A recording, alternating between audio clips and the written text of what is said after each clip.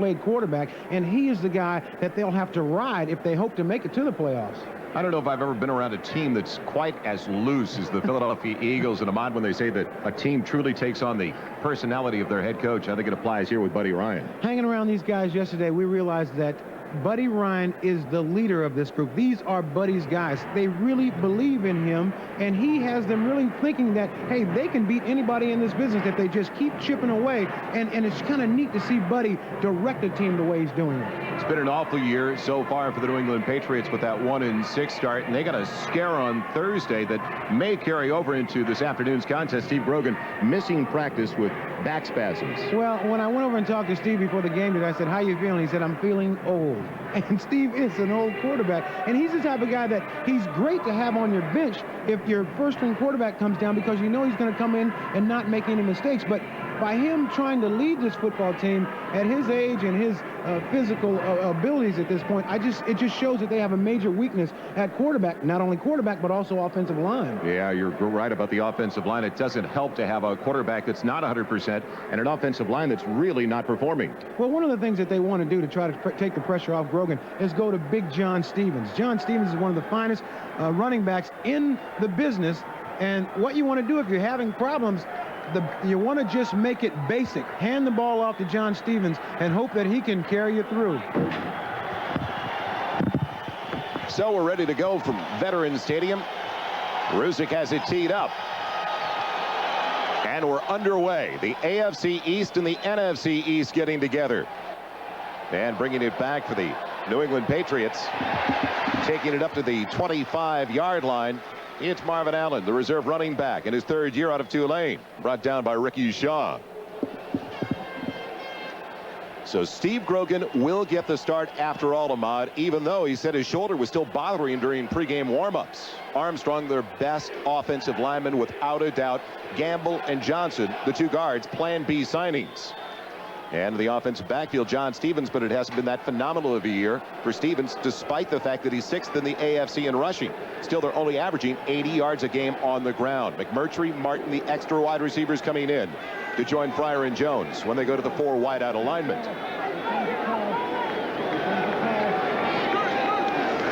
New England throwing on first down, and Grogan overshooting his intended target, Eric Sievers, the tight end. Defensively, and a major change in the starting lineup today in the front 4. Jerome Brown has an injured left bicep. He almost worked with one arm, as they were telling us, against Dallas last week. So Cecil Gray, who's usually on the offensive line, Ahmad, gets the start.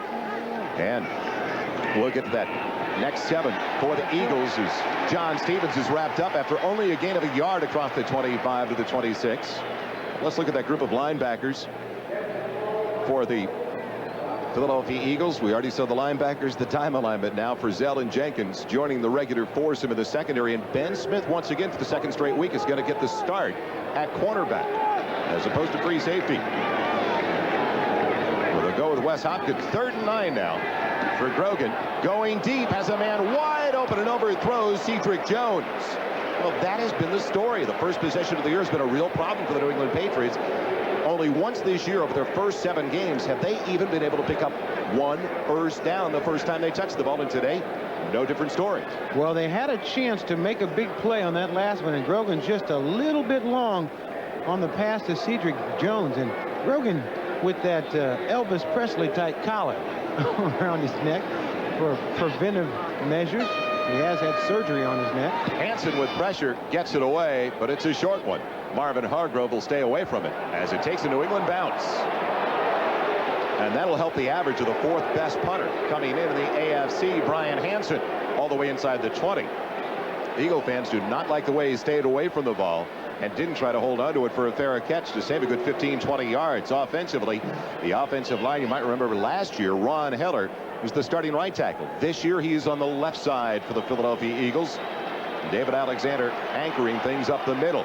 Out of the backfield, Keith Sherman getting the start instead of Anthony Toney, one of the 2 inactives today for the Eagles, as Toney has a groin injury. And when they go to the extra wide receiver, Kenny Jackson, the wideout coming in. Keith Jackson, the tight end, stays in the contest.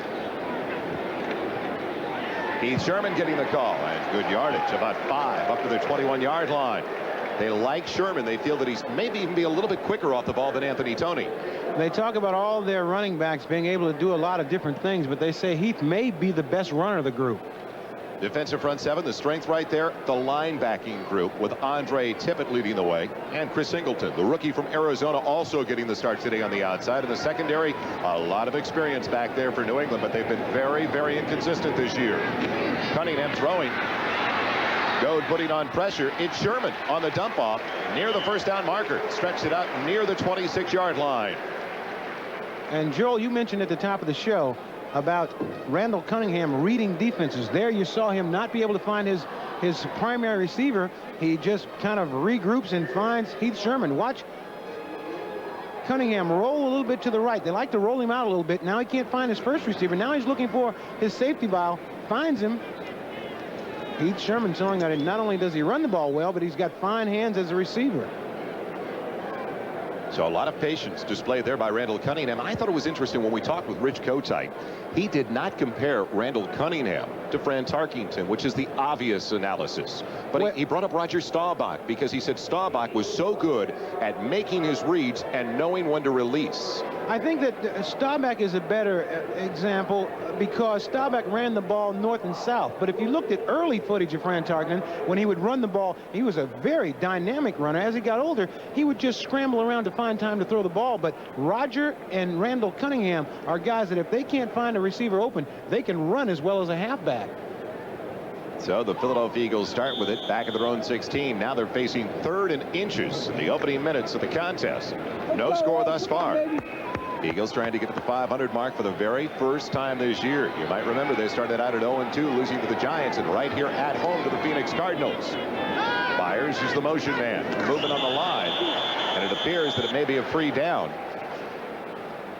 for the Philadelphia Eagles and a first down. But were the Patriots drawn off? Our official today, our referee, is Dick Antak. Encroachment, defense, number 72, 5-yard penalty, first down. They call it on Tim Goad, the nose tackle in his 3rd year from North Carolina. You'll see Tim Goad right in the middle of your screen as Byers goes in motion. Just a little bit too soon, and Andre Tippett comes across the line of scrimmage. And those are the type of mental errors that have been just dogging this New England football team. You can't just give up that first down. Make them earn it. Cunningham throwing on first down with time and with Keith Jackson. It's another first down for the Eagles. But if there's been one thing missing from the Philadelphia Eagles attack this year, it's been that one game you see consistently from Keith Jackson with 8 or 10 catches. They have changed their offense around. Keith Jackson is now running patterns further down the field. There's a very nice evasive tactic there by Keith Jackson, and you notice that Randall Cunningham puts that ball right on the mark, threw it right between 2 defenders.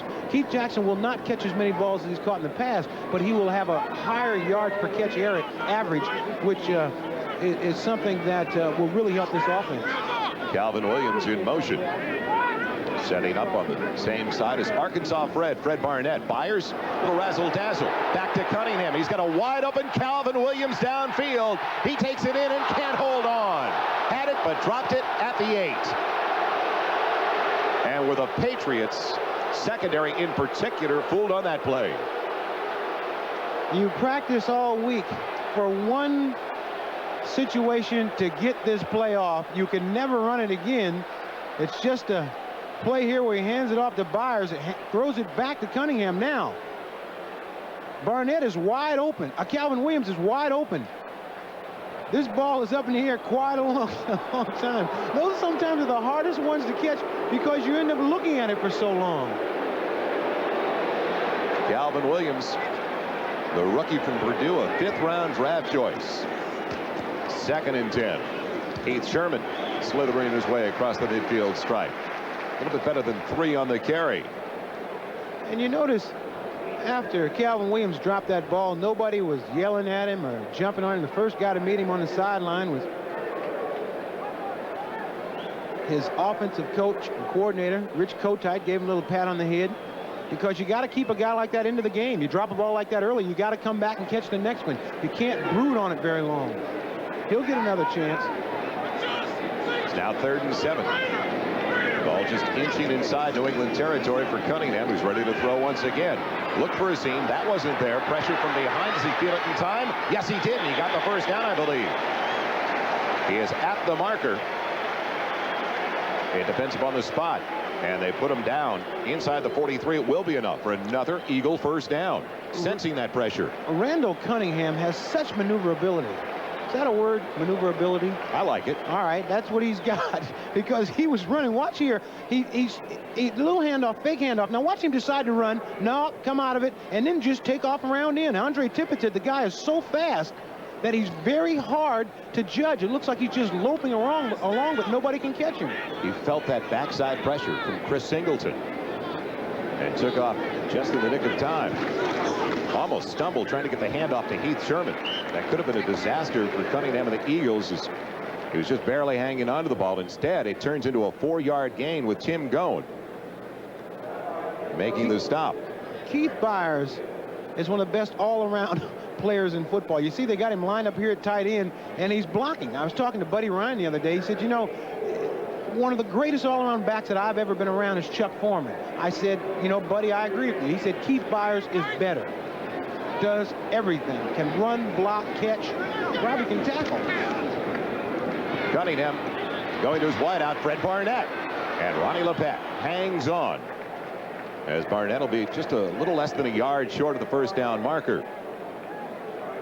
Fred Barnett, a young receiver, averaging 19 yards a catch. Anytime that you're running ball, you never want to catch a ball and have it be third down and a foot. You got to at least run the pattern, the distance of the first down. That's something that you learn as you get older. And they are very excited about their wide receivers here in Philadelphia. Oh, the injury to Mike Quick. The rookies are really coming to the forefront. They really are excited. Fred Barnett, they tell us he is just a dynamic blocker. Third and less than a yard with Byers in motion. And Cunningham will do it himself. He's got the first down to the 31-yard line. Well, the Philadelphia Eagles have dropped some close games this year.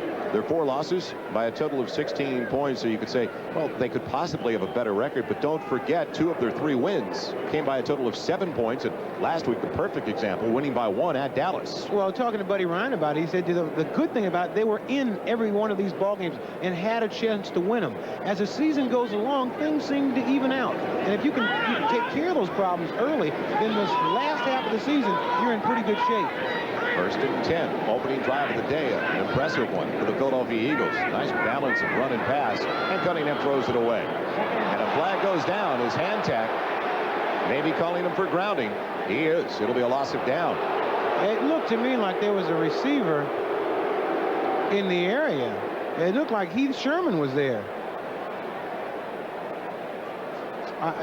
Maybe the flag was thrown on the way he threw the ball. Intentional grounding on number 12 on the offense.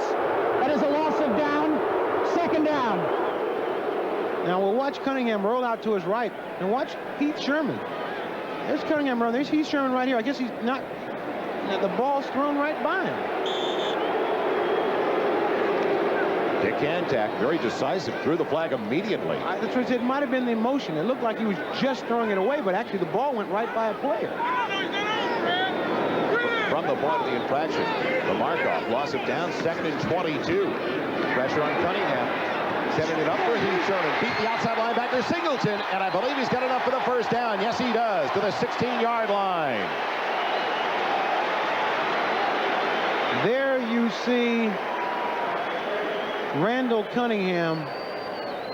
Watch this. He feels the pressure, and he doesn't panic. He knows he's going to get hit. Lets this ball off to Heath Sherman, hits him right on the numbers, and Heath Sherman just rambles down the sideline, punishing Fred Marion before going out of bounds. I would think they'd like to have that matchup all day long, Ahmad, the outside linebacker on the running back. Anytime you have that, it's a mismatch, and you got to immediately get the ball to the running back. And that's we talked about Randall Cunningham reading defenses. When he finds that, he gets the ball to the right guy. Sherman with a huge hole up the middle. He goes, still on his feet, inside the 5 where it's 1st and goal.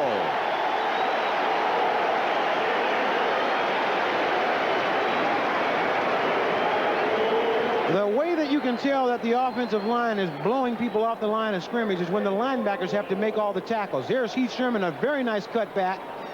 Here he breaks another tackle by Fred Marion and just keeps driving towards the goal line. Excellent line blocking, excellent running.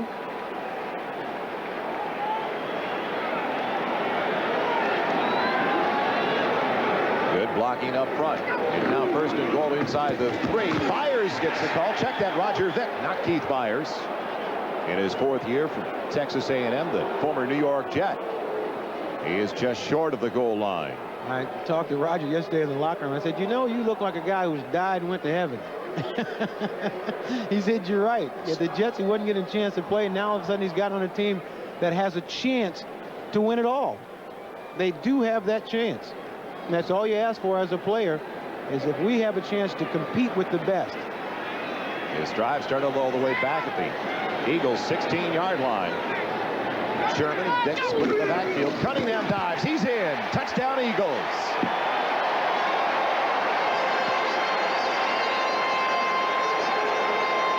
There is a flag down on the play, though. If that flag is against Philadelphia, Buddy Ryan will have more gray hair than he already has. How do you make a mistake on a quarterback sneak? We had a false start by the offense. Number 66. There is no play. It's a 5-yard penalty. It is still second down.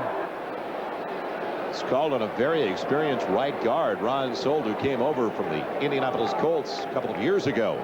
And if you can watch the interior part of the line, there just a little teeny bit like he had anticipated the snap count a little bit, but those are the kind of things you got to have, that patience, that discipline to hold it in down there on a play like that. It's just a simple fire out play. There should not be any mistake on it. So now it's outside of the 5 on this 15th play. The opening drive of the day for the Eagles. Cunningham, with pressure coming, throws it away over the head of Fred Barnett. That penalty was a big penalty. They had a chance to go in and get a score. Now all of a sudden they're back out near the 5-yard line and got to come up with a positive play. It will be some sort of a mental victory if New England can keep them to a field goal. Randall Cunningham told us yesterday they've really been killing themselves with little mistakes just like that. And that's why he's felt, even though they've had a couple of decent games offensively, they have still not put it all together. 3rd and goal outside the 5. Cunningham with plenty of time, but now it collapses. And Andre Tippett with the first sack of the day for the New England Patriots. So what a costly move by the right guard, Ron Soltz. One of the keys to beating a team like New England, you've got to jump on top of them early on in the game and let them know they can't win the game. Anytime that you get in a situation like this where they're sacking your quarterback, as you see Andre Tippett do right here, they really feel like they can win the football game. Ruzek with the chip shot field goal. He hits it from 27 yards out. And we'll be right back as the Eagles look impressive but have to settle for 3. An individual who's got to feel miserable right now is right guard Ron Sold for the Philadelphia Eagles, costing his team a certain 6 points as Randall Cunningham was in the end zone, but it was taken away because he moved too early.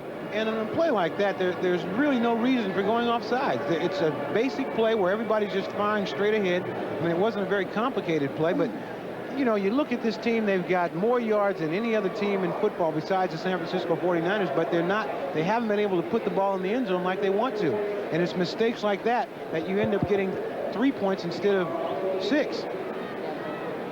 Mental errors, and those are things that Buddy Ryan does not stand for. So that really kills the momentum they had when you consider they held on to the ball better than 7.5 minutes for 15 plays. It really does. You know, all of a sudden you take the ball all the way down the field and then you don't finish. You gotta finish it strong. Ruzek kicking it in the direction of Sammy Martin, one of the quickest members of the New England Patriot team. And he is spun down, crossing the 25 to the 26 by Terry Hogue, the reserve safety. So the Patriots get it for the second time this afternoon. Decent field position. They started their last drive, their first of the day, at the 25. This time it's at the 26. Well, If you're wondering how bad it's been for the Patriots back in the Boston area this year, when they played the Dolphins, Ahmad, in a primetime game on October 18th, the Patriots finished 4th in the ratings behind the Cosby Show, The Simpsons, and a debate between two gubernatorial candidates. So definitely in that Rodney Dangerfield kind of mood. I don't know. 3 pretty good shows, Joe. three pretty good shows. What about that governor's race? A gain of 4 for John Stevens as we update you now on scores around the NFL. No score quite yet in the big matchup in Kansas City. Green Bay coming on strong. They're leading San Francisco like a lot of other teams have done so far this year. The trick is to lead them at the end of the game, which not many has been able to do. New Orleans with an early touchdown on Cincinnati. And Detroit also early touchdown. 2nd and 6 for Grogan, who's throwing. Flags down, and so is John Stevens. What a play by Andre Waters, the strong safety. And the call going against the New England Patriots, which you'd have to think would be declined by the Eagles. A great play by Andre Waters, who is an excellent safety. Holding. Offense. Number 66. Penalty is declined. 3rd down. Here you see Grogan here setting up this screen. Here comes everybody, throws it out, but Andre Waters is not fooled and makes a great open field tackle on one of the best running backs in the league. Andre Waters, a very strong, aggressive football player. And there you say, I'm an animal, a beast, I admit it. I've learned to use it to my advantage. I now have people who are afraid of me. And off the field, he is nothing like that. One of the nicest guys you want to meet. I spoke to him. You know, he's not talking to the press. Right. I guess I wasn't the press yesterday, but we had a chance to talk, and he really is a nice man. He just plays the game of football Encroachment, very hard. Defense, number 71, 5-yard penalty, still 3rd down. Was called on Cecil Gray, who's subbing on the defensive side today for Jerome Brown. He's normally an offensive lineman. Well, Cecil Gray has his work cut out for him. As you say, he's normally an offensive lineman, and also he's a rookie. And Grogan, having all that experience there, has a chance to pull him off. We'll get back to Andre Waters in a minute. 3rd and 8 now for the Patriots, looking for the first down. Under 5 minutes left in the first quarter. Grogan with pressure coming, finds Irving Fryer, but it's a little bit short. He's working with the quarterback, Ben Smith. Well, Ahmad, when you talked to Andre Waters yesterday, and he has said that he's not talking with the media, but you did corral him in the locker room. He mentioned that he really is upset, isn't he, over one of the announcers, one of the other networks, saying he was a cheap shot artist. And not only that, he felt like the announcer was making personal attacks on his personality, and it's not true. He said he's a guy, I play as hard as I can. I'm in a very violent football game, and I'm not out to try to really hurt anybody. They make me out like I'm some sort of an assassin, and I don't have that in my heart at all. I just go out to play as hard as I can. Marvin Allen with the fumble recovery, as Marvin Hargrove did not call for the fair catch, and as soon as he touched the ball, he took quite a shot for the New England Patriots. So the last time they needed a fair catch, he didn't call for it. This time he might have wanted to call for that fair catch. And he trips a little bit, stumbling back trying to get the ball, and the ball hits him right in the breadbasket and bounces right out, and Allen's right on top of it. Watch this little stumble, a little bit of a stumble. Catching a punt is one of the hardest things a person could ever attempt to do in the National Football League. I remember when I was playing, they tried to make me a punt returner, and I went out and dropped about 8 of them so I could hurry up and get off that punt return team. So you tanked it immediately. Immediately. It's inside the 24. 1st and 10. John Stevens getting the call and taking quite a pop after a gain of a couple. Inside the 22. In terms of momentum, I mentioned earlier that the thing that the Philadelphia Eagles want to do, they got to shut down this New England team right away. New England at 1-6, as you take a look at Hargrove, who's saying, you know, I thought I had it, but I guess I didn't. But you got to stop this New England team. They do have some players, and they are professional football players, and I think this is sort of a gut check. At 1-6, you got to show the rest of the league that we're still professionals. Obviously, the pride factor takes over. Grogan, the 3-step drop. Going for Marv Cook, and it's almost intercepted. Andre Waters almost came up with it. He timed it perfectly, stepping right in front of the tight end. Andre Waters played this perfectly. You see Grogan trying to go to the outside, one pump, and then tries to fire it inside. And here comes Waters from the backside and knock that ball down. Andre Waters, a tough player, and he said, you know, they try to make me out like Jack Tatum. And I said, you know what? Jack Tatum was not a dirty ball player. He was just a hard-nosed player, a lot like Andre Waters. 3rd and 8, Grogan with pressure, going for Cedric Jones. He's all tangled up, turning around. Eric Allen providing the coverage as Byron Evans leveled Grogan in the backfield. So still no first down for the New England Patriots, but now an opportunity to tie it up. Watch Byron Evans, number 56, lay a load on Grogan just as he lets that ball go. And Grogan, being the tough guy he is, comes up off the ground trying to see if the ball is completed. It'll be a 39-yard field goal attempt for Jason Starofsky. 10 of 13 so far this year. He is 10 of 10 inside the 48. Hooking, but it's inside the upright. And it is all even now at Veterans Stadium as Starofsky now 11 of 14 on the season. We'll be right back to the vet with 3:35 left in the first quarter. Welcome back to Veterans Stadium. Joel Meyers along with Ahmad Rashad. The New England Patriots is tying things up with the Philadelphia Eagles at 3 apiece. The squib taken by Izell Jenkins at the 15-yard line. Jenkins across the 25, put down near the 28. And how did Jason Starofsky feel, Ahmad, after he tied things up for the New England Patriots? Watch him. It's just like a beautiful golf swing the way he kicks that baby. And then he... It may be early, but this has to be considered an important drive for Randall Cunningham and the Philadelphia Eagles. They were very impressive, their opening possession of the day. But Ahmad, they had to settle for 3, and all of a sudden they make a mistake, and they're tied at 3. The point that I made, that in order to beat a team like New England, you have to jump on them right away. You really do. Otherwise, they'll be in this game right to the end. Byers is the motion man on 1st and 10 from the 29. Heath Sherman dragging tacklers for 5 yards, close to 6 near the 35-yard line, wrapped up by Garen Veras in his 5th year from Stanford.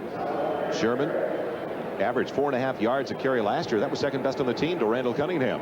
And there you see Keith Jackson trying to block Andre Tippett, something that very few tight ends in the business can do. Tippett's so strong in the upper body, also a black belt in karate, taekwondo, jiu-jitsu, anything else you can imagine. 2nd, close to 4. Throwing for the wideout, it's complete to Calvin Williams. He's got the first down. Gain of 5 to the 40-yard line. Lepet right on top of it. And Calvin Williams with the reception. If you think that Cunningham can't put any zip on that ball, did you hear that pop when it hit his shoulder pads? That ball, he couldn't have dropped that ball if he wanted to. I think it wedged in the middle of his shoulder pads. Randall leads the team in rushing once again this year. Led them in rushing with 53 yards on the ground against the Cowboys last week. We asked him yesterday how he felt about leading the team consistently. He said, I'd be happy with about 700 yards, but I'm not going to go crazy. I don't always want to be outside running the ball. That was Heath Sherman. No gain on that carry. One of the few times they've been able to stop the run of the Philadelphia Eagles. It'll bring up 2nd and 10. Don't forget to stay with NBC Sports for more great football actions. We present Game 2 of our NFL doubleheader.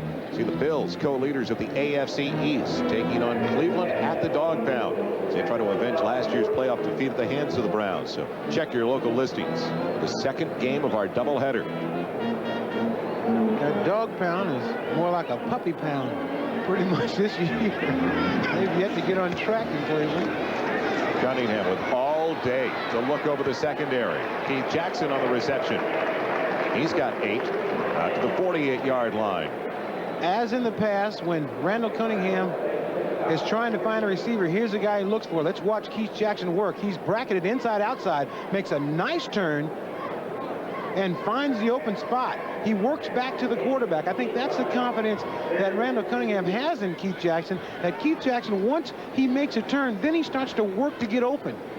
He is possibly the best tight end in football. Good start for Randall Cunningham. Only 3 misses so far. Now it's a 3rd and 2. He's got room to run it, and he will pick up the first down on his own and takes it out of bounds. With more than enough for the first down in New England territory, down to the 37-yard line. Kansas City with a 3-point lead now early over the LA Raiders. Green Bay maintaining that 3-point advantage. Same score down in Miami over the Cardinals. And what an upset that would be if Detroit could beat Washington. Now what a big help that would be for the Philadelphia Eagles in the NFC East. Jerry Glanville's Atlanta leading. They call him Gary Grandview when he goes to Pittsburgh. If he wins this game, maybe they'll get his name right. Never. Never. 1st and 10 from the Patriots 37-yard line. Cunningham with the pocket holding up as a man wide open. Fred Barnett, touchdown Eagles.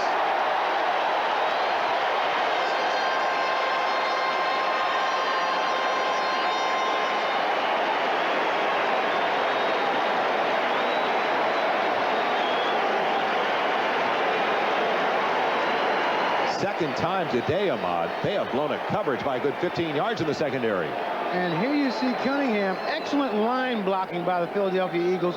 He just finds Barnett wide open down the middle for the score. And one of the reasons is in this new offense, Richie Kotite, they run the same play from 8 or 10 different formations, which tends to confuse the defense. That had to be some confusion there because there's nobody around Barnett as he makes the catch. Ruzick in for the point after out of the hold of punter Jeff Eagles. It's perfect. And now it is a lead once again for the Philadelphia Eagles on a long touchdown pass from Randall Cunningham to Fred Barnett. Fred held on, Randall can tell, and the Eagles celebrators will be right back to the vet. Speaking of great catches, there's a fellow who made quite a few during his career here. Harold Carmichael, one of the finest receivers ever to play in this National Football League. 6'7". Boy, he could catch that alley-oop pretty good. And if you happen to get mixed up in a pickup game with him on the hardwood floor, he can dunk on you too. He was a great receiver for many, many years. The Eagles with 2 great drives, better than 70 yards each time they touched the ball. 10 points now to account for those 2 drives. 37-yard pass to Fred Barnett to culminate the last one. It took only 6 plays. Ruzek kicking it away once again to Sammy Martin and Marvin Allen. Come on, William. Come on, William. It'll be Marvin Allen from the 5. Maybe. And does a pretty good job to get it out across the 10. Up near the 12. Roger Vick, one of the first ones down there, along with Brett Hager. And Al Roberts is the special teams coach of this Philadelphia Eagle team, and he has his boys fired up. See, Al meets them halfway when they come off the field. Very intense coach. And gets, I mean, you really got to play special teams just like you're half nuts. Actually, if you're on the special teams, you probably are half nuts. But he gets those guys really fired up. Not exactly the start Steve Grogan was looking for. He brings them out 1st and 10 at the 12. John Stevens on what should be the final play of the first quarter stacked up after a gain of only 3 at the 15-yard line. And that is the end of the first 15 minutes of play. One dominated, totally dominated by the Philadelphia Eagles as they lead by 7. Welcome back once again to Veterans Stadium. Joel Meyers along with Ahmad Rashad. A 7-point lead, Ahmad, for the Eagles over the Patriots. It hasn't really even been that close. The Patriots haven't been able to pick up first down yet. No, and I think the Eagles are on the same page that we have been up here. In order to beat a team like this, you got to step on them right away because they have pride. They're professional players also. If they ever think they can stay in the game, you got a game on your hands. If you can get a couple of quick touchdowns, I think it's all over for New England. The obvious very early today for the Philadelphia Eagles, the play of the offensive line. They have been phenomenal in their protection of Randall Cunningham. I have never seen a group of players so unified and so focused as this Philadelphia Eagle team is going into the rest of the season. Watching them yesterday, Buddy Ryan has done an excellent job of getting all his boys together and heading for some playoffs. Starting of the second quarter, Grogan in trouble. Golick after him. And Grogan takes the wise way out, sliding down before he's hit on the far side. Steve does not want to take too many hits. As you look at the first quarter stats, the first down is a big one. The Patriots have 0, Eagles have 9. And look at yards passing. Eagles 102, -7 for New England. And time of possession, which is sometimes a misleading stat, especially if the score dictates that. But at almost 11 minutes for the Eagles and 4 minutes for New England. And the game has been dominated by Philadelphia. Fourth possession of the afternoon for the New England Patriots. They have yet to pick up a first down. 45 seconds into the second quarter. They're facing right now third and still close to 10. And did they take too much time? Yes, they did. Delay of game. These are the type of things. I guess that Coach Rod Rush, as we see there, has no more hair to turn gray. But I guess the next thing is you start losing it. You start having too many penalties like that. And I was talking to Pat Sullivan, general manager, before the game. He said that Rod Rush has been a rock through all of this controversial season, the bad play and everything. And he says if he can react this way when they're having a bad season, just think how he'll be once they have a good season. Rogan throwing on third and long. Third and close to 15. Ben Smith with an opportunity for the pick. And he can't hold on to it. It almost looked like he was trying to fair catch it on a punt. I think we may have a pass interference call on Ben Smith. Back at the 23. Although he was playing the ball. There's a call by the official. Andre Waters really upset. And it is going against the Eagles. Well, there's one person that can calm him down, and that is Reggie White, who just told him to stop it. Illegal contact on the defense, number 26, 5-yard penalty, automatic first down. So some bumping downfield by Ben Smith. Well, it almost looked like they got their feet mixed up, and just before this, you'll see Cedric Jones running a route, and he stepped on Ben Smith's feet, and that was the illegal contact. So the Patriots finally get their first down of the afternoon. He stepped on his foot, not his feet. And they backed into it. They got it by way of penalty. He's out across the 12-yard line. Stevens and Perrin split in the backfield. Rogan with the pocket holding up nicely for Irving. Fryer's got it. Fryer on his way, getting a couple of blocks. And he's got it near midfield. Irving Fryer, one of the most exciting players in this league, has not lost a step. His parents are here. You see Irving running a very nice break-in route. Nice catch. Now, this is what he does best, run after the catch. He has world-class speed. Irving Fryer has not lost a step since he's been in the league. And this is his family group there that's all come from New Jersey. That's the Fryer family.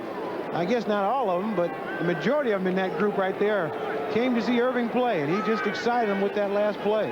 First and 10 for the Patriots. Some breathing room now. The end around to Irving Fryer did not fool Clyde Simmons, who stayed at home, the defensive end, who led the Philadelphia Eagles last year in sacks. Now let's take a look now at the Xerox 10-minute ticker. Another field goal for Kansas City. A 6-point lead over the LA Raiders. Kansas City almost in a must-win situation in that game with a 4-3 mark. Taking on the first place 6-1 LA Raiders. And New Orleans moving out ahead of Cincinnati 14-0. Washington has tied it up now 7-all in the second.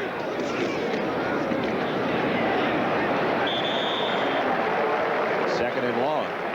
Nothing doing on the carry. The New England Patriots, John Stevens. And don't forget, next Saturday, NBC, the place to be for live final round coverage of the Zuzu Kapalua International. Beautiful Hawaii on the island of Maui. Some of the biggest names in the game. U.S. Open champion Hale Irwin, top rookie Robert Gomez, veteran Ben Crenshaw, competing for $700,000 in prize money. That's the Zuzu Kapalua International next Saturday, 3:30, right here on NBC Sports. And I imagine that you and our producer Larry Cirillo will probably be there, huh? We can't wait to find the plane out of Philadelphia as Grogan falls down on 3rd and long. How many more things can go wrong for this team?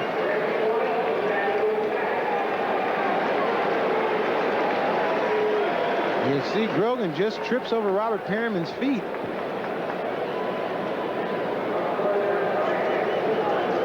These are the type of things that just start to snowball when your team that's 1-6. You have to concentrate so hard to come out of it. Almost blocking the punt.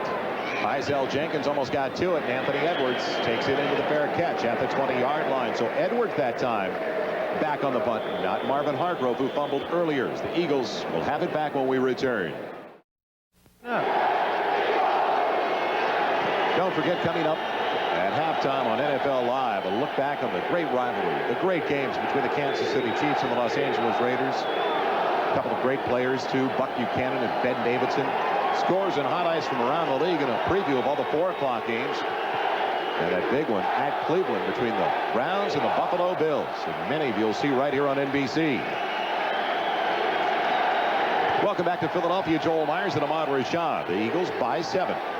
11:29 left in the first half. And a 1st and 10 at the 20-yard line for the Eagles on their 3rd possession of the afternoon. Heath Sherman on the pitch. He is a tough one to bring down. He gets 3 when it looked like he'd be dropped right at the original line of scrimmage. Excellent running by Heath Sherman. He should have been dropped for a loss, but just kept pounding forward, broke a couple of tackles, and picked up 3. Well, are the Eagles the best losing team in the NFL? A case can be made for it. They rank 6th offensively, 8th in team defense, and they've picked up more first downs than any team in the NFC, with the exception of the 7-0 San Francisco 49ers. But they, as Randall Cunningham mentioned yesterday, have been killing themselves with mistakes. 2nd and 7. Cunningham. Tippett's got him. Andre Tippett with a big sack inside the 10. Andre Tippett was hurt early on in the year. And when I talked to Randall about Andre Tippett, he said, that's somebody I got to look out for. And he didn't this time. Watch Tippett with the strong upper body. Just keeps coming. Gets rid of Heath Sherman. And right in on the sack. He's so strong and so fast. And such an intelligent player. When you look at this New England defense, they have some stalwarts over there. Tippett missed all of last year with that muscle injury to his right shoulder. Patriots have 2 sacks now, Ahmad, and both belong to big number 56, Andre Tippett. Cunningham on 3rd and long with flags into the air out of his shotgun. Comeback for Calvin Williams, and Lepet knocking the ball away. Ryan Lepet, one of the good cover men on this New England team. That is a very tough pattern to cover. When a guy runs a 25-yard out ball, at some point you got to give him, think he's going deep. Illegal motion. Offense number 73. Penalty is declined. 4th down. See Cunningham rolling out here.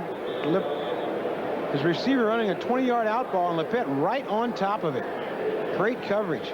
The Eagles punting out of his own end zone. Barely gets it away, and he's hit in the end zone by Marvin Allen. Flag down on the play as Fryer calls for the fair catch. Now let's see if it's a flagrant foul or just a 5-yard mark off of running into the kicker. Was it roughing or running into? And Allen's already told us he held up a 5. Running into the kicker. It is a 5. Still 4th down. You watch Eagles get rid of this ball. It looks like it's about to be blocked. But then Marvin Allen just sort of runs into the kicker. And he'll get another shot at it. So a break for Rod Rust and the Patriots. No roughing, just running into. Fryer back, waiting inside his own 40-yard line for the punt from Jeff Beagles.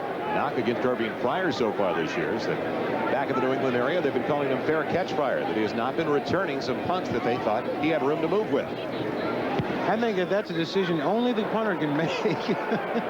Fryer with plenty of room on this one. Does not call for the fair catch. And goes nowhere. Got to go north and south in this game. He was headed east and west a lot. Nothing but green in front of him, though. And I mean jerseys, not yards. One of the toughest things about returning a punt is when they kick the ball, you have your own team in front of you, and you're looking at the ball. Once you catch the ball, you see nothing but green shirts in front of you, and then you got to go into a sort of a MC Hammer type move thing to try to get in the yards, and Fryer goes no place. Despite that, though, the Patriots with their best field position of the day to start a drive outside of their own 42-yard line. John Stevens on the carry, wrapped up in a hurry.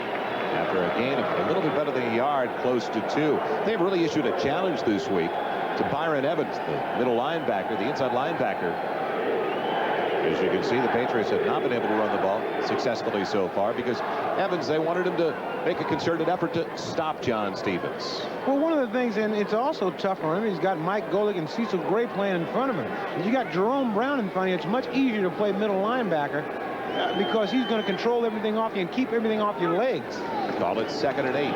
Deep drop for Grogan, and it's batted down by Seth Joyner.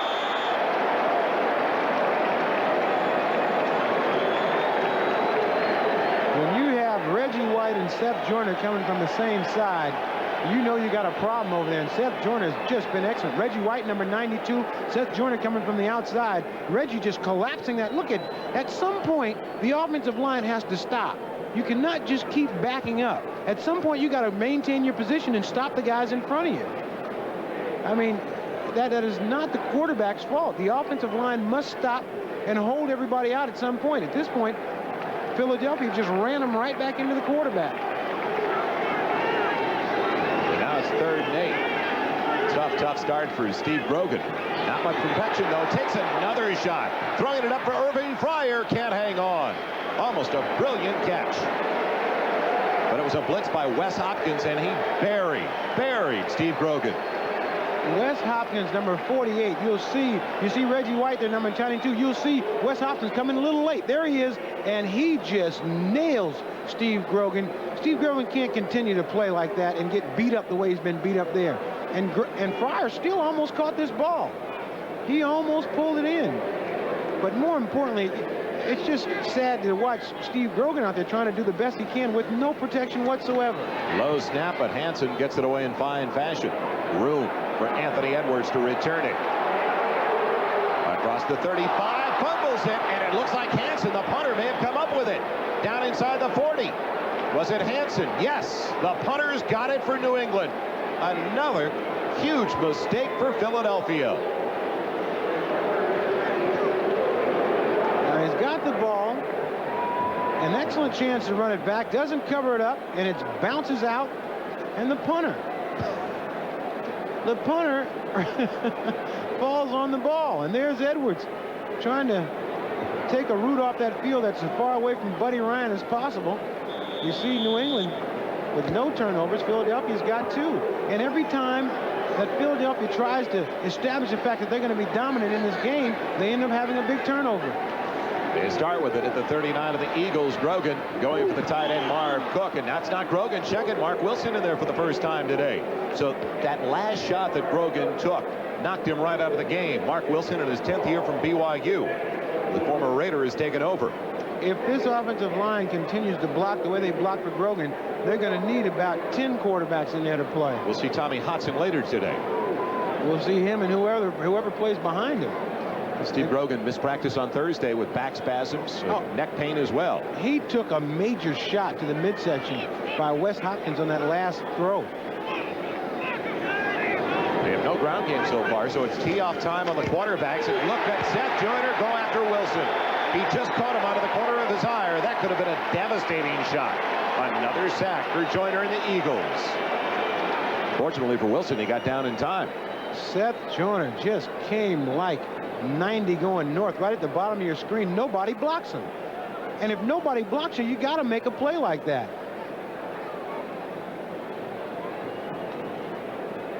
I want to watch Seth Joyner come from the outside. Just a straight run in and tackle the quarterback. Seth Joyner, a very active outside linebacker, having a big game here today. That is his 2nd sack of the afternoon. He owns 2 of the 3 for the Eagles. And now it's a 3rd and 16 with flags into the air and a dead ball foul coming up, most likely against New England.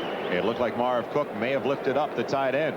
When you have a guy that's coming off the ball as fast as Seth Joyner, this is what it causes. It causes people to go off sides.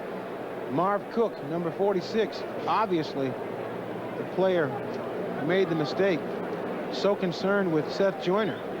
We have false start on the offense. Number 46 simulating the start of a play. 5-yard penalty.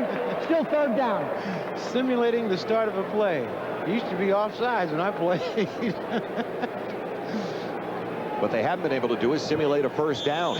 They've only got 2 so far this afternoon with 8 minutes and 40 seconds left in the first half. But still, believe it or not, they're only down by 7. And this really has to remind Eagle fans of the Indianapolis Colts game when they couldn't put them away. And the Colts won the final play of the day. Wilson with time. Going for Sammy Martin. It's complete. Near the first down, but he's short by a couple of yards at the 32. Near the 31. Sammy Martin, a big play receiver. Looked like he took a shot in the hip. Watch Reggie White, number 92. Just misses a sack. Just buries in there. Gets right by the quarterback. And Wilson stands in there strong and delivers this ball. And Sammy Martin takes a helmet right on the hip. Nice pattern by Martin. Watch just as he catches the ball. Wes Hopkins put that helmet right on the hip. And we just got a word that Grogan took a shot to the head. Looked like a shot to the midsection. But he says he can return. 49-yard field goal attempt coming up from Jason Starofsky, who's not missed inside the 48 this year, but that is going to be short. So he is now 11 of 15 on the season. And after getting another turnover, the Patriots can't capitalize with exceptional field position. It is still a 7-point Eagle lead. Well, Bob, you know, now that he hit that 22-footer, that sweet J against the Timberwolves, and he's asked for a rematch with Pooh Richardson of Minnesota, I understand. Hey, they can't touch me. You know what I'm saying? I was at the game last night, Bob, and they needed you, buddy. I thought at one point they were going to come up in the stands, and I brought my sneakers in my bag. Bob knows my game. You like to post up on Costas. It's out at the 32. Where it's 1st and 10 for the Eagles with the ball in a 7-point lead. Thrown behind Keith Jackson, but he makes a nice grab at the 40-yard line. And it's 8 yards on the reception. I mentioned earlier that Keith Jackson is one of these players that keeps working to get open. Here he gets by Andre Tippett and then brings it all the way across the field, and he's still working. And he slows down here not to run into the defense in front of him. Just an excellent awareness play by Keith Jackson. You got to know where you are when you're running pass routes and not run into the defense. 2nd and 2, Heath Sherman. Rod McSwain's got him in the backfield. Nice play. Good penetration by the defensive back, McSwain. Getting a rare start this afternoon due to the injury to the regular strong safety, Roland James. You know, when you're 1 and 6, you always have those little scuffles at the end of the play, but this is the first time they've contained Heath. Very nice tackle right there by McSwain. Once again this afternoon, though, in all fairness to the New England Patriots, most of the ground yardage for the Philadelphia Eagles has come from the gentleman we're looking at right now, Randall Cunningham. He's got about 50% of it. 3rd and 3. Will he call his own number again after dropping back and taking off? Cunningham can't get away from the pressure. Brett Williams has got him. Another sack for the Patriots. And believe it or not, New England stays within 7. Still only 2 first downs from their offensive unit with under 6 minutes left in the first half. New England does have a very good defense. You see Tippett here also coming in, putting a little pressure on him, enabling so Cunningham can't go to the right, which forces him right back into Brent Williams. But in talking to this New England defense, talking to some of the guys on the team, you know, they're taking this personal. It's like, you know, yeah, we're 1 and 6, but we're not going to let you walk all over us. The Eagles punting it once again to Irving Fryer. Sends out a spiral. Good hang time, but Fryer's got room. Inside his own 25. Can he a block to the outside with a flag down on the play, though. They threw the flag right at the feet of Mickey Washington, the reserve cornerback. Fryer is out of bounds. Out across the 45 near the 48.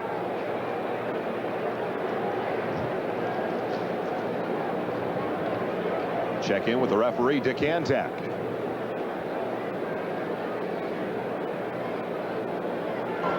We have a low block on the returning team, number 21, 15-yard penalty, first down. So the rookie from Texas A&M cost the Patriots sizable yardage on the return, but they have the ball back when we come back to Philadelphia. Earlier today on NFL Live, in case you missed it, some of the headlines, Lou Holtz talking about his team not number 1. Will McDonough with the NFL draft, in his opinion, ready for significant changes next year, and Bob Trumpy out at Cleveland says that Brown's still deliberating on whether to start Mike Pagel over Bernie Kosar, and that will not be announced until just before game time. Welcome back to Veterans Stadium. Joel Meyers along with Ahmad Rashad. Steve Grogan already knocked out of the game. So he took a shot to the head. Mark Wilson has taken over now in the backfield. Kansas City trying to raise their record to 5-3, hoping to hand the Raiders onto their second loss of the season, lead by 6. Chris Jackie field goal as the Packers in front of the San Francisco 49ers. Miami comfortably in front as New Orleans has got a 7-point lead over Cincinnati, and do you believe those Lions? They will not quit. Des Trois, 21-14. They shocked New Orleans last week in New Orleans. Dallas with an early lead in Atlanta. That's got to be a surprise. Pittsburgh looking so good last Monday night against the Los Angeles Rams, trailing by 9 at home, but it is early. 5:24 left in the first half here at Veterans Stadium. The Eagles leading by 7. But if ever they had opportunities to put a team away, it's been the New England Patriots in the first half of this contest, because the Patriots have had no offense basically whatsoever. And we have received information that Grogan's return is questionable at this point. Wilson waiting for Jones, who makes an incredible grab. Did he hang on? Dual possession? Yes. Eric Allen took it away, but dual possession. It'll belong to the wide receiver.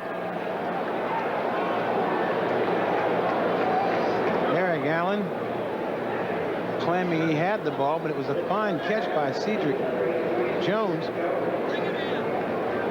And very close to a first down. So bring in the old sticks. This New England Patriot offense only averaging 14 points a game this year. Now he should maybe get 2 catches for this one. He caught it once, twice, no, 3. Caught it 3 times on 1 play. And then had it taken away from him. Once they hit the ground, once you hit the ground, it's dead. But just a fine catch and really good defense by Allen.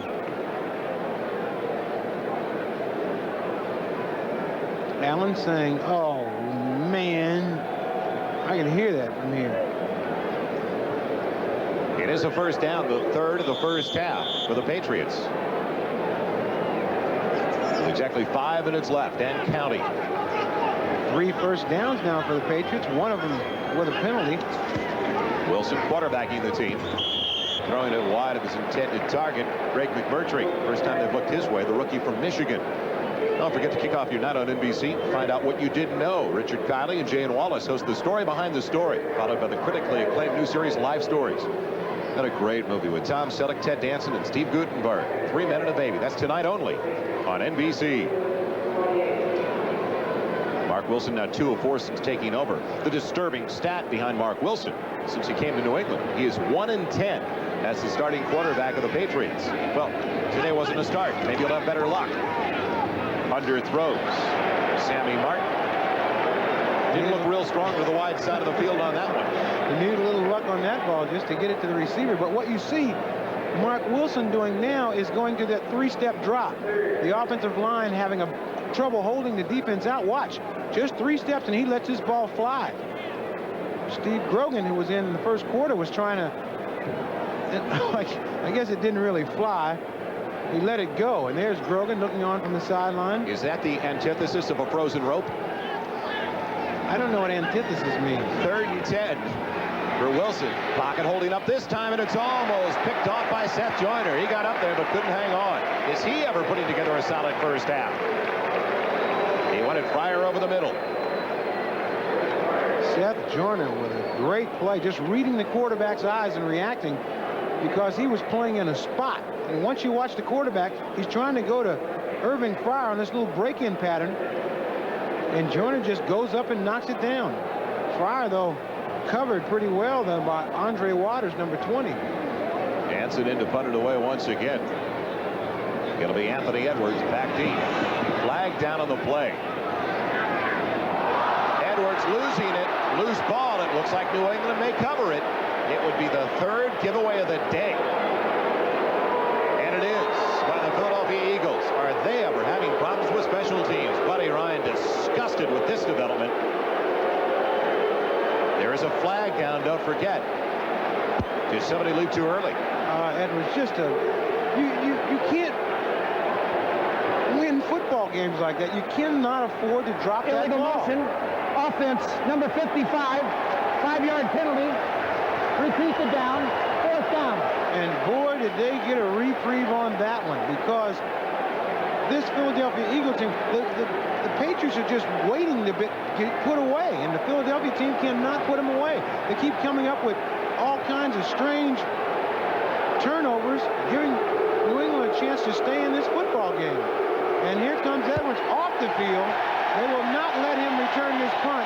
He has been replaced by Marvin Hargrove, who dropped one earlier. So this is his reprieve. Hargrove dropped one early in the first quarter. They took him out. Now he's back in. Hansen gets away a beauty, sending Hargrove back to his own 30. And Hargrove hangs on. You'll hear some Bronx cheers from this crowd at Veterans Stadium.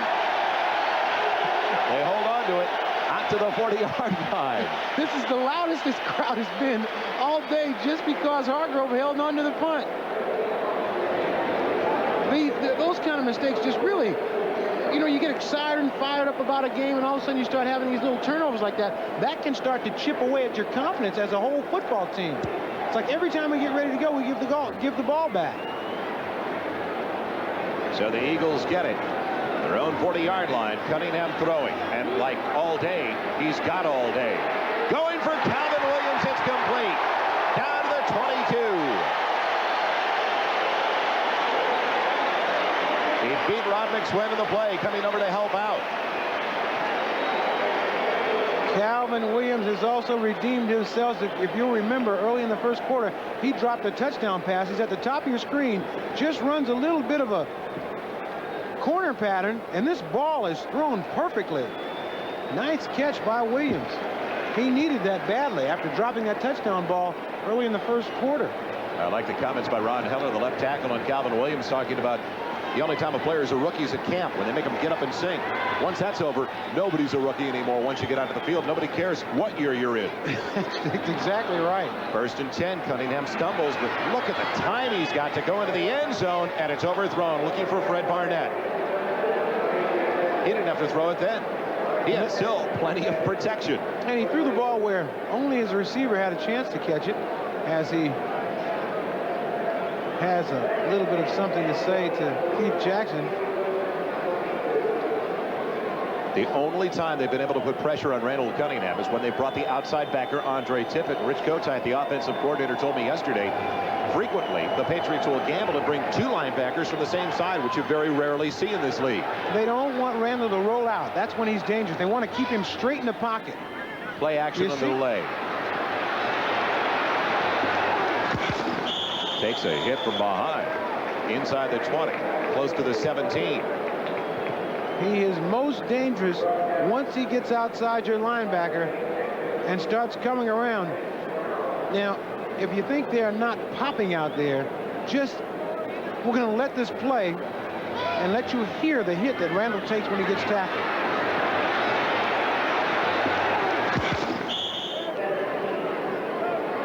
That sound always frightened me. You know, I'd always think that something was broken until I got up and walked back and found out that it didn't hurt, but it certainly was loud. 3rd and 5 now at the 17. Play action. The fake to Sherman, and behind a wide open Keith Byers. Unusual that they have not been able to get the ball into the hands of Keith Byers so far this afternoon. Now, a lot of times Randall told us that Keith Byers is used so much that defenses like to cover him, and he ends up being a decoy, allowing the other players to get wide open. Here's just a little fake crossing play, and Randall throws this one a little bit behind Byers, but Byers, as you can see, was bracketed front and back by the New England defense. Roger Uzek attempting to put the Eagles up by 10. It'll be a 35-yard attempt out of the hold of Eagles at the 25-yard line. And just inside the right upright.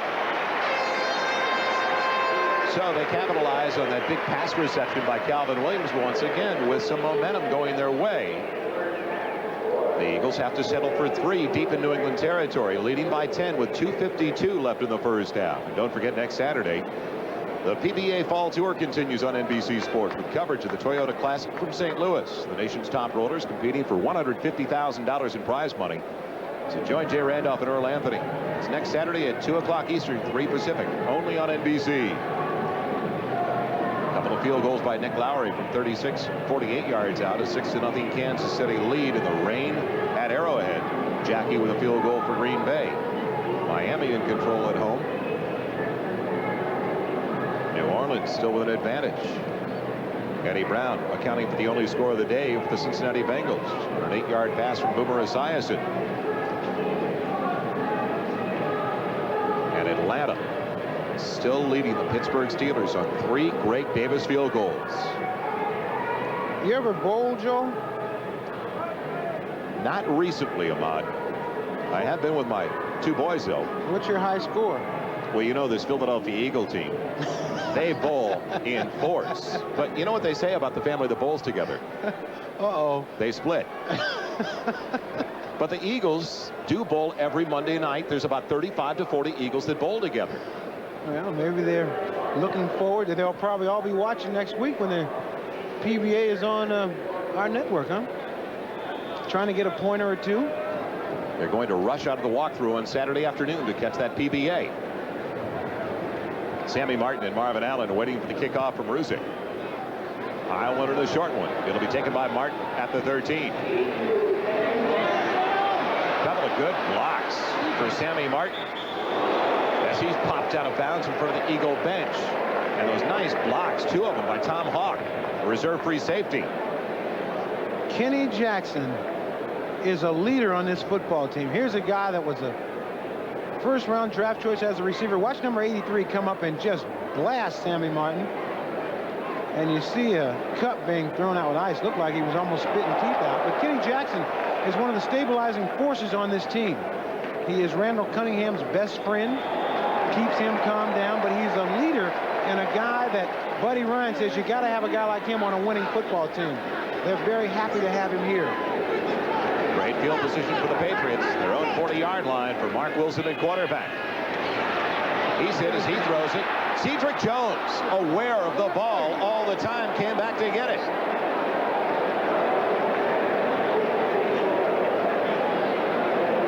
Heads-up play by the wide receiver. He's knowing where that ball is coming. Now, here's the Mark Wilson. Watch Reggie White, number 92. Right there.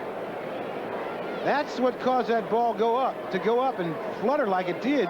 But a great heads-up play by Cedric Jones, who saw the underthrow and came back to make the catch. And who was on the tackle? Seth Joyner, number 59. Inside the 37, where it's another first down. Wilson looking deep for Fryer. Has Irving. Is he in? Yes. Touchdown, Patriots.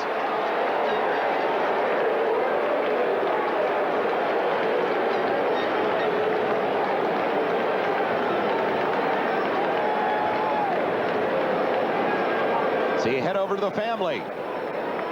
Yes, he does. Irving Fryer takes this ball up to the Fryer clan, saying, I told you I was going to do something good. I actually talked to him before the game. And I said, come on, just do something good so I can talk about you. So, I did.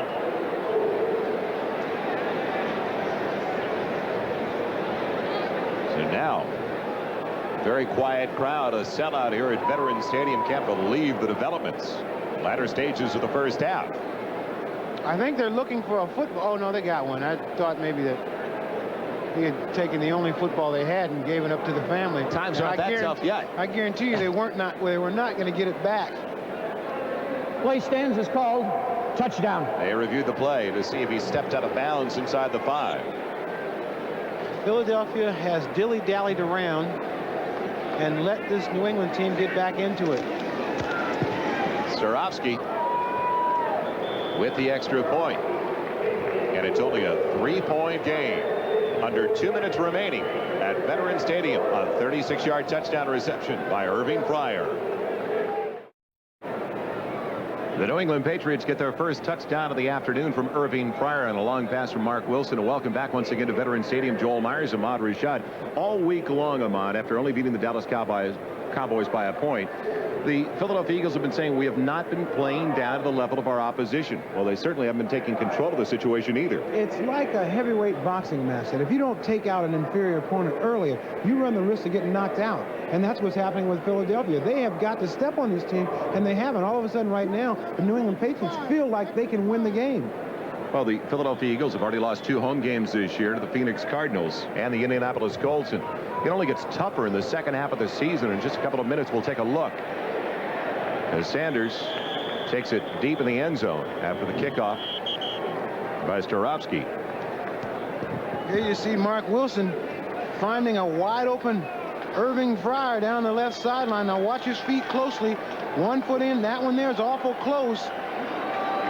And he tips in for the score. And then ran another 70 yards over to section 152 to give that ball to his family members. So the Eagles start with it, their 5th series of the afternoon.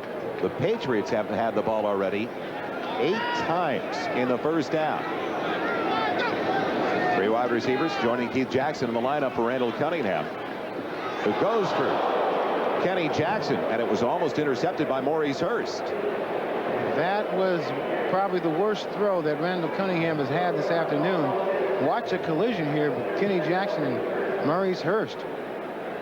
That's probably what broke that ball up. Otherwise, it's a sheer interception by Hurst. And why are 2 receivers right next to each other?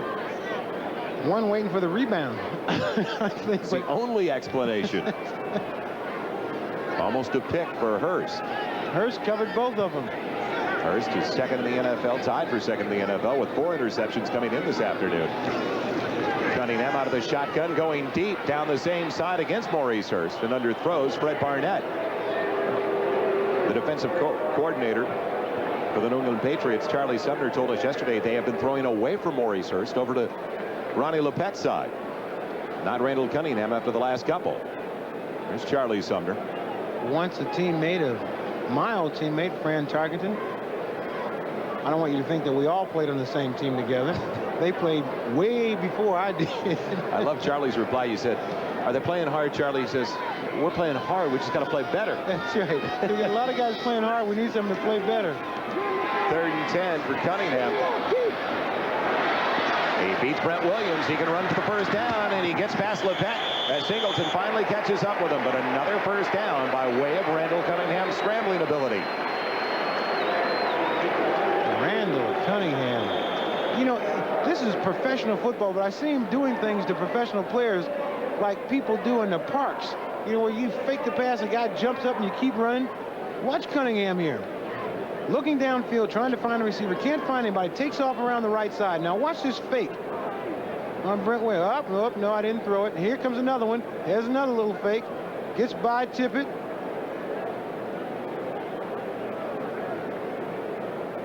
Randall Cunningham in only his 6th year. By next year, he'll be surpassing Fran Tarkenton in his 18 seasons on the ground. And it was quite interesting that Sumner did mention the fact that Cunningham reminded him of Fran Tarkenton. And I said that you had to see early footage of Fran Tarkenton. He really was. Once he took off out of that pocket, he ran the ball just like a halfback. In his later years, he just scrambled around trying to find time to pass. But early on, he was a lot like Randall Cunningham, maybe not as fast. That timeout was called by Cunningham and the Eagles. They have 2 remaining in the first half with 1:22 left. Cunningham for Keith Jackson. And Andre Tippett right with him as the pass was thrown behind Jackson once again. Excellent coverage by Andre Tippett on Jackson. Here comes Jackson coming across the field. Tippett picks him up, number 56. Now he's just stalking him at this point, staying between him and the quarterback. And he knocks the ball down with his back. There's no question the defensive unit of the New England Patriots, and especially the linebacking core, is the best thing about this team, and right now doing a good job of keeping their team in the game. They've got some good players, good young players too, in Singleton, Agnew. Keith Sherman on the inside handoff, breaking outside and getting a nice block downfield from Keith Meyers for a first down. Meyers taking out a couple of Patriots, comes up limping a little bit. Sherman, though, has the first down and gets out of bounds to stop the clock. And Meyers is limping a little bit. Great running here by Sherman. Meyers is in the running out here. Now watch him come up and just give Sherman some help. Great block. But great running there by Sherman. Able to get yardage and get out of bounds. As they take a look at Meyers' lower extremity. 9 carries, 51 yards now for Heath Sherman. Cunningham in trouble. He eludes the pressure and has room. Takes on McSwain and then takes a shot by Singleton. Randall, think about that before you do it the next time. I think that I've seen him do that so many times. Watch this running ability. He is so fast. Now he tries to hurdle. It's like, you're going to tackle me? Here, take this. I don't know who got the worst of that. Doing his best Edwin Moses impression. This is it. Watch this nice. Woo. It is amazing, Ahmad, with the way he deals and he's with reckless abandon out there, the way he scrambles, that he's been able to start now every game for almost 6 seasons. Averages 6.2 yards per rush, highest in the NFL among backs with 50 or more attempts. He looks like he's so skinny, but he is very strong, very wiry. And shots like that don't hurt. I mean, it's not like he's taking. I think a lot of times when you get quarterbacks, when they take those body shots, when they're back in the, like the one that we saw Grogan take earlier on in the first quarter, those are the kind of shots that put you out. But the way Randall does, he doesn't really take those hard punishing shots once he starts running. Eagles have one more timeout. Patriots with 3. Don't forget at halftime, look back on the Raiders-Chiefs rivalry. Scores and highlights with Bob Costas, O.J. Simpson, and Will McDonough. So they'll also look at that second game of our doubleheader. 1st and 10 down to the 37 of New England. Cunningham going for the bundle, looking for Keith Jackson. He's got it. Touchdown, Eagles!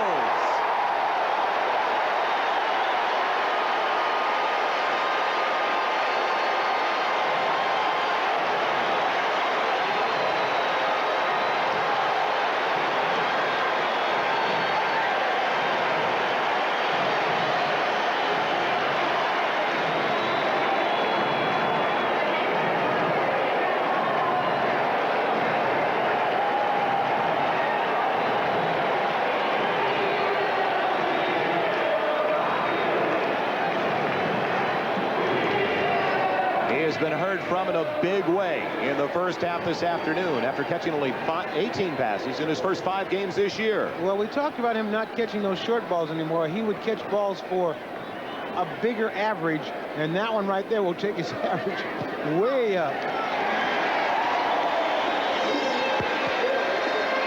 An 80-yard scoring drive culminating with a long TD to Jackson. Oh, that Keith Jackson, he's a hoss.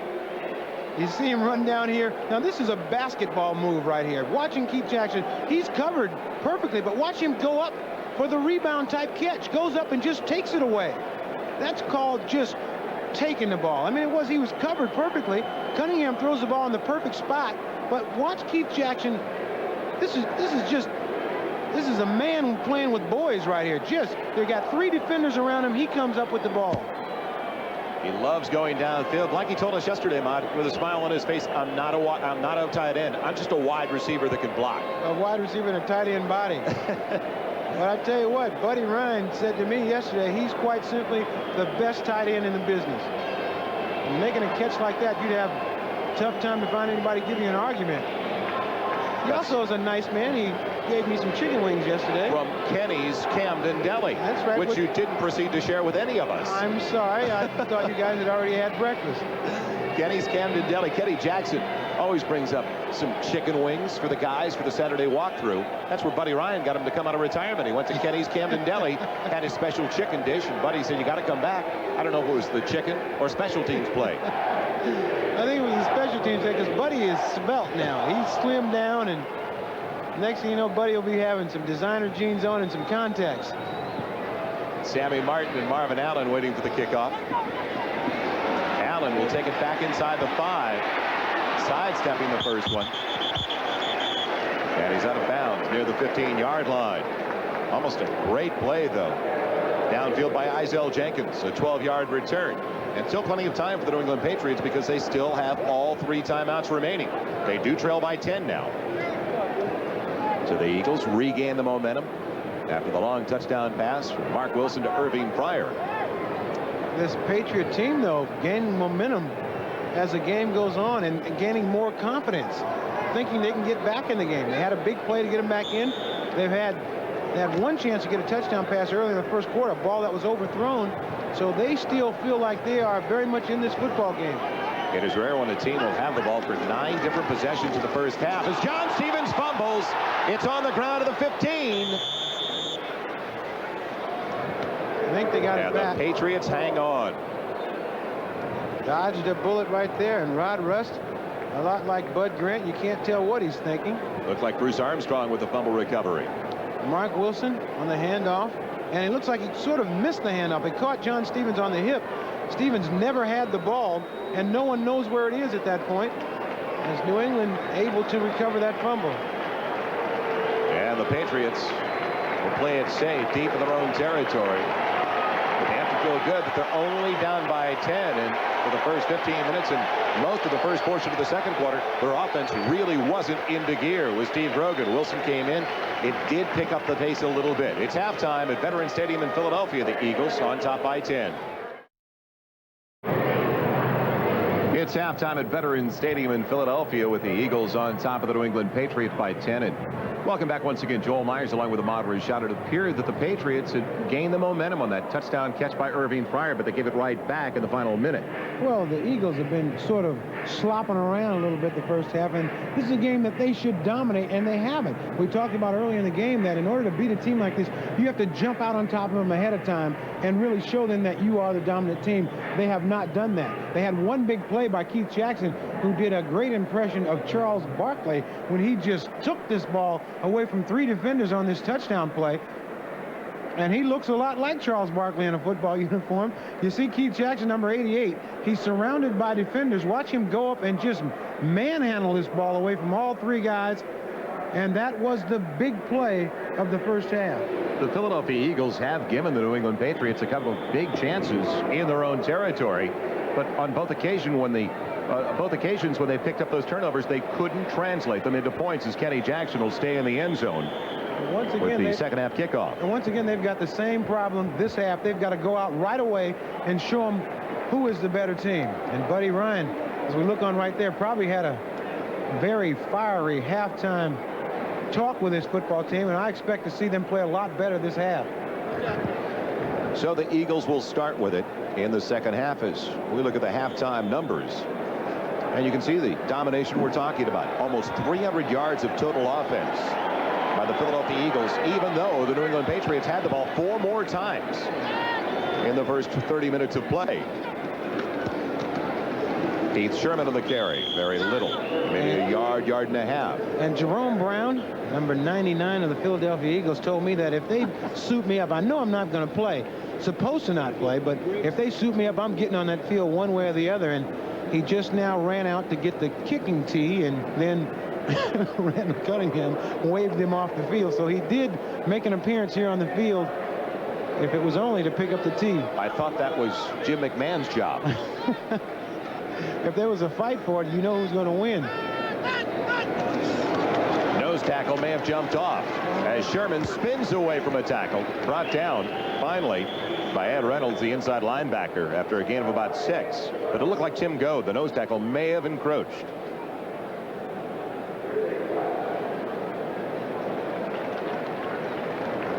So another mistake by the New England Patriots.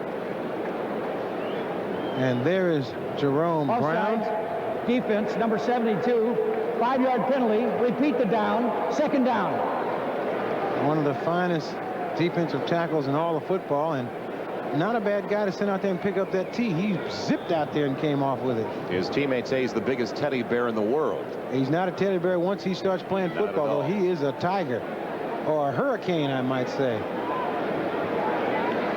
8th penalty against the Patriots, 50 yards in mark-offs, and it brings up a 2nd and 4 at 26 for the Eagles.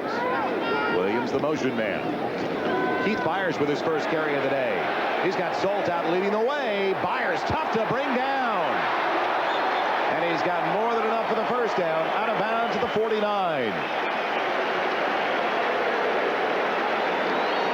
Keith Byers, who has been a decoy the first half, shows his all-around ability. We've seen him block, we've seen him catch, and now you get a chance to see him run. And now you know why Buddy Ryan says this is the best all-around back in football. He just breaks tackles and keeps going forward. Once again, Byers with excellent quickness, great running stride, keeps his feet close to the ground. Good block there by Ron Solt to set him free. 1st and 10 to the 49-yard line. Heath Sherman scrambling for a yard, close to 2. I was surprised Ahmad in the first half, but Keith Byers touched the ball so little. They only looked in his direction once, and granted, he's going to draw double coverage, but he started the day 3rd in the NFL with 42 receptions, and he combines that great talent of size and speed at 245 and runs the 4.5 40. Randall Cunningham told us that he had Byers had an opportunity to maybe catch 100 balls during the course of this season. But a lot of times, because they use him so much, he ends up being a decoy because they move him all around in their offensive formations. Solid 2nd and close to 9. Flags on the play, and Byers wrapped up by Brent Williams. Dead ball foul, I believe. Or was the nose tackle jumping once again? Randall Cunningham able to draw the defensive off with his hard count. Offsides. Defense number 72. 5-yard penalty. Repeat the down. 2nd down. Trying to get a jump. Nose tackle Tim Goad, his 3rd year from North Carolina, starter since his rookie season, not picking up on the cadence of Randall Cunningham. When you play a team like New England, you have to try to not be cutesy, but just go right at them and try to beat them physically. Heath Sherman still on his feet, and he's got the 1st down. We have talked about Byers being the all-around back. We saw him run, watch him block here on this play. He's the lead blocker, and Byers just seals off a lane for Sherman, who has that excellent body lean, who's always going forward. Keith Byers, a huge Cosby Show fan, threatened me that if I didn't introduce him to my wife, I'd have him to speak to after the game. Said he watches every show, tapes them all. And your lovely wife, Felicia, making the trip down to join you today in Philadelphia. There she is. The big, and Mrs. Buddy Ryan to her right. Aha, camera shy. She's camera shy. Some of the ladies on the Eagles' wives were asking her how she controls those children on the Cosby Show, and she said they all have a script. Keith Sherman on the pitch. After they measured, they do have the 1st down. Sherman is a battler. He gets 5, almost 6 on the carry. He has such excellent body lean. He's always going forward. Even when he takes the 1st and 2nd hit, he continues to move forward. Watch him. Sherman here, number 23, turns the ball up the field, takes a hit there by Tippett, and keeps going forward. Excellent body lean. Buddy Ryan has told us before, if they wanted a 1,000-yard rusher, they could have one. But that's not the way they play offensive football in Philadelphia. Rich Kotite has a very good offensive plan. The reverse to Fred Barnett, and he's got blocking out in front. Another 1st down. Inside the 25-yard line.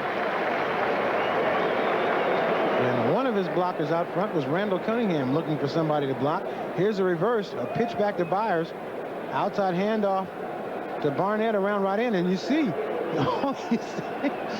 Randall Cunningham blocking Andre Tippett.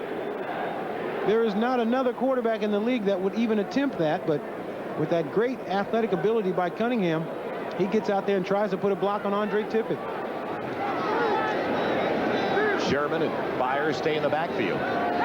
It's a drive to start the 2nd half that started back at the 20-yard line. Inside give, Sherman down to the 22. Well, this is the 2nd game of 4 for the Eagles against the AFC East. The first one, a disappointment, a loss to the Indianapolis Colts right here at Veterans Stadium. It is going to be an extremely difficult final 2, though, as they will be matching up with Buffalo and Miami when they get to the AFC East. And speaking of Buffalo, That'll be the second game of our doubleheader today on NBC. The Bills and the Cleveland Browns in Cleveland. So don't forget to tune in. At this point in the season, it doesn't matter who you play. You got to beat anybody. There are no easy games. Cunningham looking deep. Has Calvin Williams. Touchdown, Philadelphia.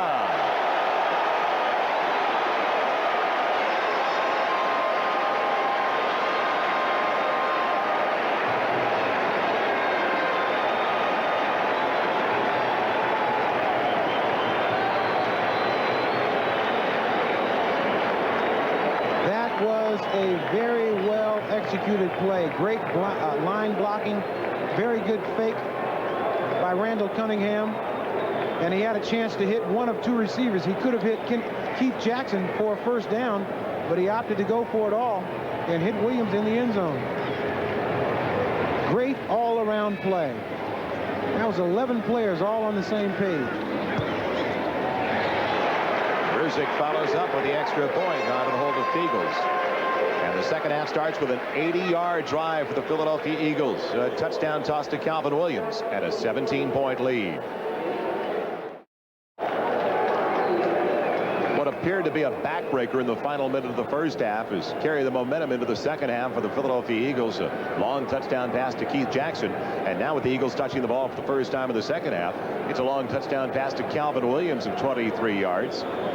An 80-yard drive and all the momentum in the direction of the Eagles, leading by 17 at home. So we'll welcome you back to Veterans Stadium. Joel Meyers along with Ahmad Rashad. Sammy Martin back. He'll take the squib kick.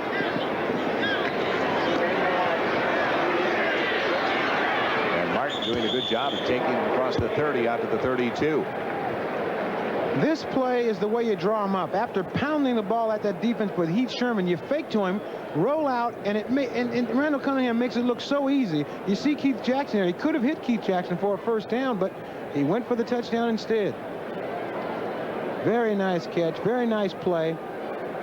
The offensive line for Philadelphia is doing a whale of a job. Let's give some credit to Dan Neal, who's the offensive line coach. Doing a great job with that offensive line. Protecting Cunningham all day. Wilson starts once again at quarterback in the second half. He took over for Grogan. If you've joined us late, Ben Smith with a flag down on the play, knocking it away from Cedric Jones. But a flag thrown in the direction of Jesse Small going downfield with the tight end Marv Cook. Looks like we got a face mask. Jesse Small got his hand caught up in Marv Cook's face mask, I think.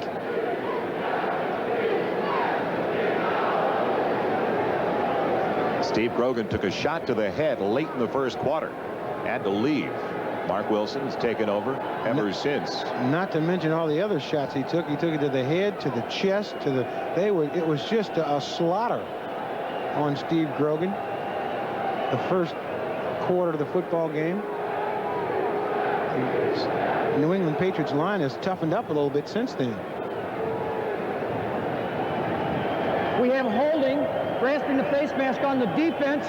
Number 52, 5 yards, first down. So it is called on Jesse Small, second year out of Eastern Kentucky. Second round pick of the Eagles last year. And it is an automatic first down. Well, obviously Mark Wilson and Steve Grogan aren't the future of the New England Patriots, and there's a lot of speculation that Tommy Hodson will be starting a little bit later this year for the Patriots. And I'll get back to that thought because I had a chance to talk with Jimmy Ray, the offensive coordinator of the Patriots, yesterday.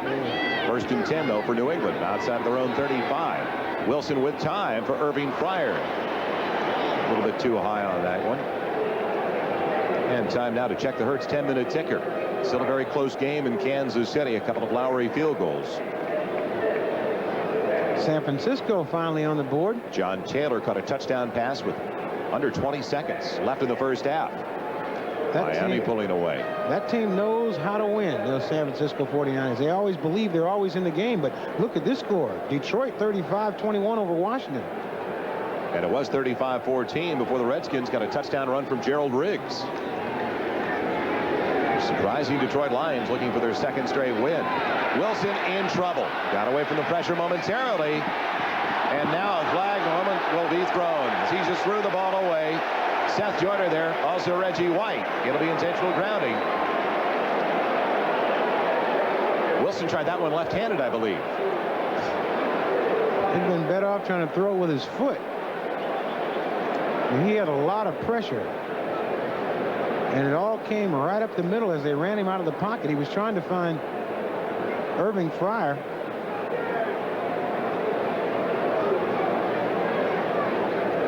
The Eagles helping out Dick Hantak on the near sideline. We have illegal motion on the offense. We have intentional grounding on the offense. We have grasping the face mask on the defense. Penalties are offset. Replay second down. So 2-1, they offset. 2 penalties on New England, 1 penalty on Philadelphia, and that offsets them, and it also offsets Buddy, who doesn't like that call at all. And those 2 penalties, or at least one of the 2, been called on the Patriots. It would have been their 10th of the afternoon. There's still 9.5 minutes left in the third quarter. Instead, they'll play it over. It's 2nd and 10. The ball at the 37. Wilson for Fryer. And Irving Fryer has a first down. Taking Eric Allen with him out near the 49-yard line. Irving Fryer has that explosive ability of catching that little short ball and turning it into a long gainer.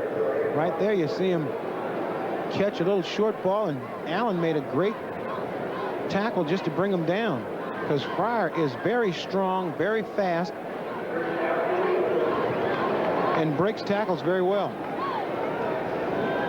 Stevens and George Adams in the backfield now. 1st and 10 for the Patriots. They're down by 17. Pocket holds up for Wilson. Throws it wide of his intended target, Cedric Jones. Back to that thought, though, Ahmad, when I asked Jimmy Ray, the offensive coordinator, about the future of Tommy Hodson and his playing this year, he said he will get an opportunity to play this year. But when you play Buffalo one week and Philadelphia the next week, that is not the time to start a rookie quarterback against Bruce Smith that one week and then Reggie White the next. You don't want to shatter his confidence right away. What does that make the old guys feel like when you throw them to the dogs? It's like, thanks for helping us, buddy. There's Tommy Hodson. Hodson, the rookie from LSU, a 3rd-round draft choice. He will have a chance to play this year because they've got to find out about Tommy Hodson. They know Wilson and Rogan are not going to be around. As George Adams rambles for the first down, and in the words of Jimmy Ray, he said, we have an old quarterback and we have an older quarterback. So Hodson will get his chance to play this year. Adams with a nice run. Originally a 1st-round pick of the Giants. Plan B signing with the Patriots this year. And he's got better than 10 yards all the way down to the 36. This New England team is not giving up. Give them credit. They keep fighting back.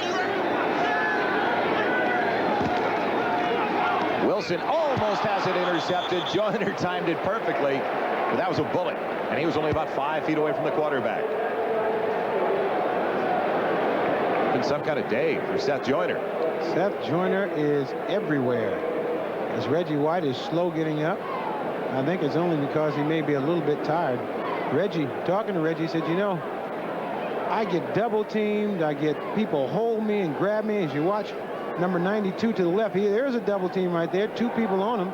Seth Joyner goes up and almost comes down with the grab, but Reggie White said, you know, sometimes I wish I wasn't so good. Then I get to play a guy one-on-one. Reggie White is as good as they got. Delay for John Stevens. You were talking about, what was his name again? Reggie White.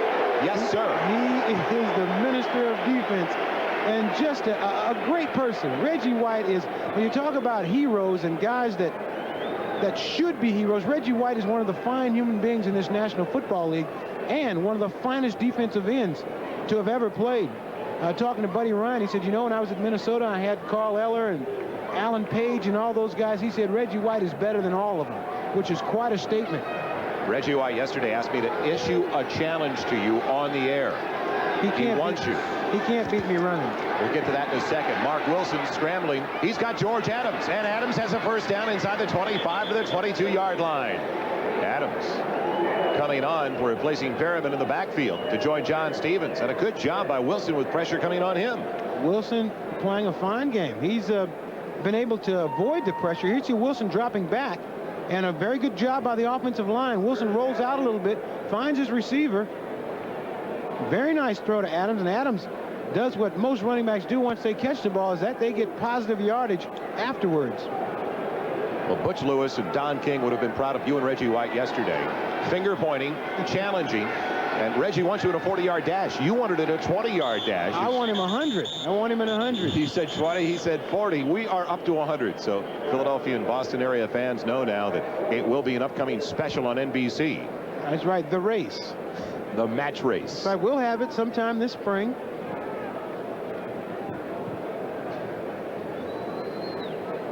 He thinks age is a factor. I think weight is a factor. False start on the offense, number 75. 5-yard penalty. Repeat the down, or still first down. Called on Danny Villa, the right tackle. Rod Rust suffering through a tough season, and he's still hanging with it. Everybody moving before the snap of the ball, and Reggie White back there almost about to make the handoff. Patriots are down by 17. This drive started back in their own 32. Now they're looking at 1st and 15 from the 27, going deep for Cedric Jones. And good coverage provided by Eric Allen. Eric Allen was on Cedric Jones all the way. Very good coverage. He had him man for man. And a lot of times when you feel yourself being covered like that, you want to stop and hope the ball's underthrown. That's what Cedric Jones did, and the ball was overthrown. They have not been throwing in the direction of Eric Allen all that often this year. He led the NFC in interceptions with 8 going into the Pro Bowl last season. Now they have put Ben Smith, the opposite side on the other corner, and they're very impressed with the play of the rookie on the corner. Taking Isaiah Jenkins out, moving Wes Hopkins up to the free safety spot. Wilson throwing on 2nd and 15.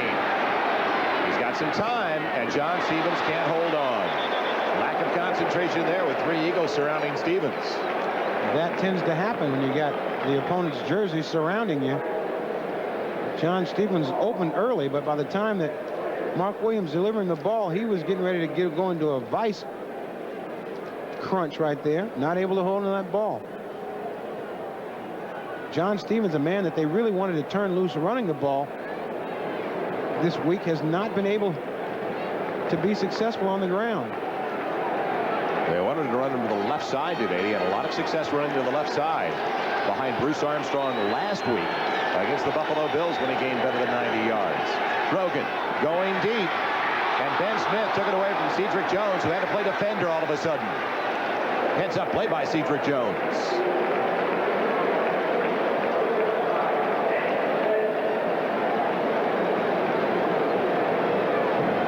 Cedric Jones, Sonny, not only plays offense, but plays a little defense right there. When a ball is badly thrown like that, the receiver has to all of a sudden in his mind turn around and become a defender. And Cedric Jones did that very well just to stop that interception. Starofsky 1 of 2 on the afternoon, hit a 39-yarder, missed a 49-yarder. This will be an attempt of 44 yards. And it's good. So the Patriots get 3 on their first series of the second half. And don't count out New England. It is still early. 6:07 left in the 3rd quarter. And it's still a 2-touchdown lead, though, for the Eagles.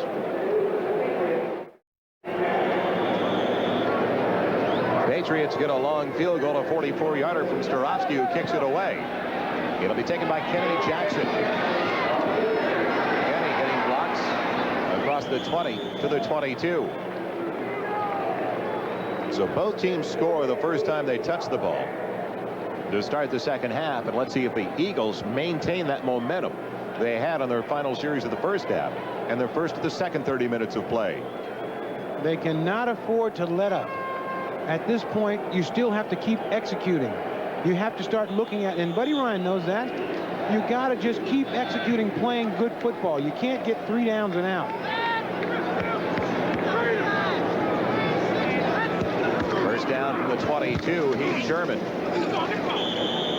As Andre Tippett trying to rip the ball away at the 25-yard line. Keith Byers leading the way. You will see a fantastic block by Byers, but listen. You heard the sounds. Heard the sounds. We apologize for maybe some of that language, but sometimes guys say gosh darn out there on the field. Sherman making the most of the opportunity today, getting the start. If you've just joined us due to the injury to Anthony Toney, the regular tailback, who's out with a groin injury. One of the 2 inactives for the Eagles this afternoon. Sherman again plowing it straight ahead. Gets about 4 to the 29 as we take another look now at the Hurts 10-minute ticker. Still 2 Nick Lowry field goals, the difference between the Chiefs and the Raiders. San Francisco has tied it up in Green Bay. Miami flexing at home against Phoenix 23-3 in the 4th. And the Jets take the lead over Dallas 10-9. Pittsburgh with 14 unanswered points now. And later today, many of you will see right here on NBC, the Bills and the Browns at the dog pound. 3rd and short. 3rd and a little bit better than 3. Meyers has it. That is his first catch of the afternoon. And it's good enough for a first down. So he came in with 42. 3rd best in the NFL, and he's got number 43. And Richie Kotite, the offensive coordinator, is having a field day using Keith Byers because he can do so much. Here you just throw him a little ball in the flat, and he turns a little 3-yard gain into about a 9-10-yard gain. As you look at Rich Kotite, one of the fine gentlemen in the National Football League, he eats, sleeps, and breathes offensive football. And if you watch his offenses, they got a lot of imagination. Cunningham throwing on first down. Pressure comes, slips the tackle of Brent Williams, and he has a blocker out in front. A first down for Randall Cunningham inside the 45. Williams almost had him in the backfield. He does it so easily. He didn't even pay any attention to Williams, who almost tackled him in the backfield. Watch Randall here. Backs up. Here comes Williams right up the middle. He'll get a hand on him. Randall no, get out of my way. And now watch him follow his blocking here. He stays behind his blocker, dips in, dips out. Great running sense on Randall Cunningham. That slide thing is for somebody else, not for Randall. Heath Sherman breaking the containment. Has another first down. All the way to the 31 of the Patriots. Good blocking, the way they sealed off that left side for Sherman. Being around this team yesterday, you just had the feeling that they knew that they were a good football team. They just had not got it all together. Randall Cunningham told us that offensively, we just have not played a great game yet. Here, even though they struggled a little bit in the first half, they've come out like gangbusters in the second half. Well, Sherman's got 84 yards now. Randall Cunningham with better than 70 yards on the ground. Meyers with a long run as well, so they are approaching 200 yards against this Patriot defensive unit and rushing.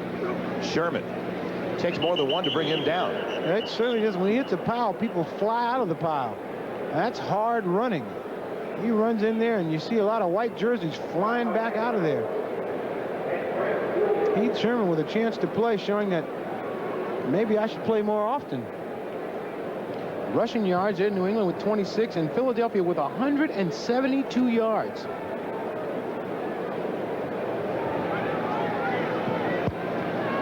So the ultimate for New England coming in. A productive day from John Stevens, and it has never developed. Keith Meyers taking it down to the 25 for a gain of a little bit better than 3. Short of the first down by exactly that total 3 yards. 2 minutes and 15 seconds left in the third quarter. And a 14-point Eagle lead. Jim McMahon, the backup quarterback, signals in the plays that have been given to him by Rich Kotite. There's Jim McMahon, known for his hats and all kinds of things. He was out earlier today, warming up, kicking. Cunningham on 3rd and 3. Out of the shotgun, wide open. It's Keith Meyers. Touchdown, Eagles. There is a flag. Randall Cunningham picks the flag up and puts it in his pocket. It'll go against the Eagles. And unfortunately, Byers is still down in the end zone. He took a whale of a hit as he went into that end zone. And we have tripping on the offense, number 79, 10-yard penalty. Repeat the down, 3rd down.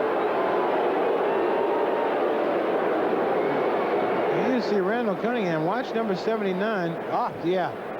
He did throw that foot out of there and tripped him. But a lot of times you never get called for a play like that. Just a strange little thing where you threw the foot out and caught him. And we'll be back right after this.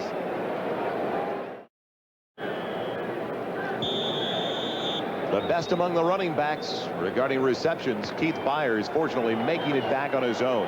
Looks like he was just shaking up that left knee. Roger Vick taking over in the backfield. Joining Heath Sherman on 3rd and 13 now as we welcome you back to Veterans Stadium. Eagles by 14. Calvin Williams in motion. Cunningham with time. And Fred Barnett's got the reception, but he's short of the first down. Depending upon the spot, now they're going all the way back towards the 22 to put the spot there. He's close to the marker.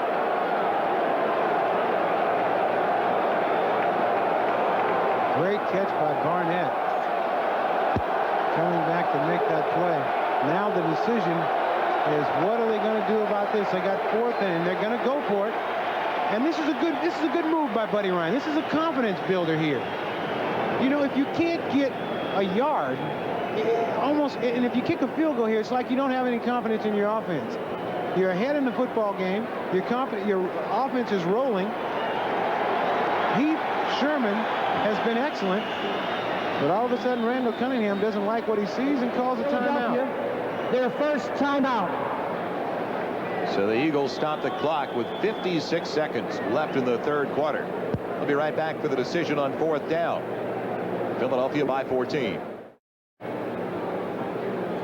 It's been a tough day for John Stevens and the New England Patriots. You can see by the numbers, Randall Cunningham outgaining the 6th best rusher in the AFC coming into the contest with better than 400 yards on the ground.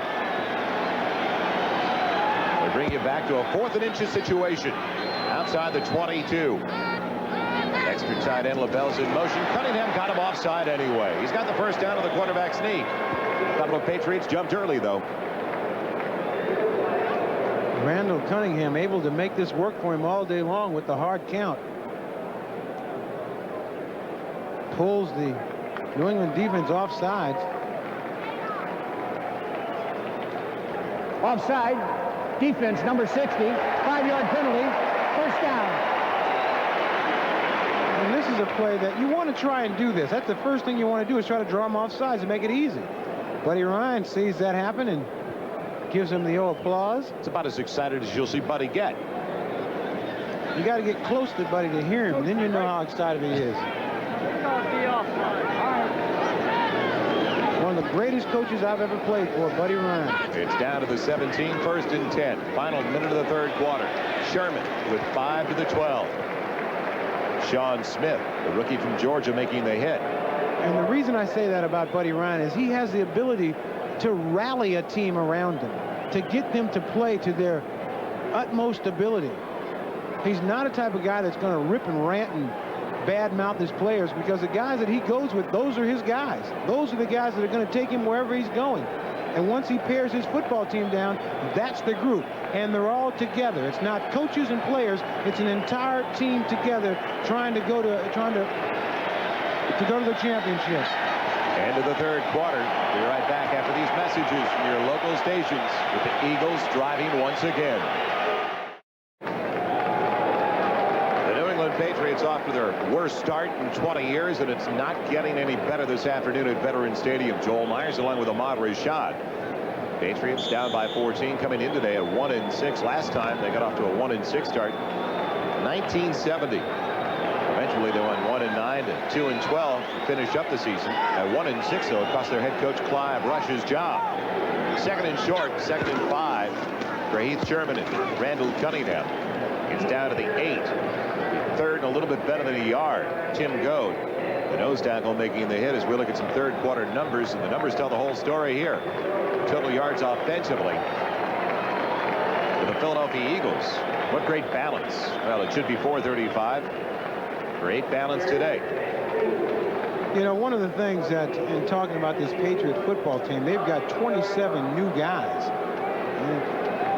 16 guys over 30 years old. Last year, now they've got only 6. New coach, new system, bad season. 3rd and a little over a yard. Calvin Williams has it. And he made it coming back, turning it around. A difficult grab. A Xerox 10-minute ticker. Kansas City with another field goal. They needed it, though. San Francisco all of a sudden rising to the occasion, 17-10 over Green Bay. Green Bay had led this game most of it. Dolphins ready to raise their record to 7-1. Cincinnati has fallen on hard times recently. But not Detroit. No, Detroit's really starting to come on. Cincinnati, you know, they complain so much of having all those road games. All of a sudden now they're at home and they can't do anything. You're right, Ahmad. They had 5 straight road dates where they did remarkably well. First time an NFL team has done that 5 straight away from home since 1936, and now all of a sudden they finally get back home, and look what happens. Losing by 14. Well, there was an old saying that you can never go home again.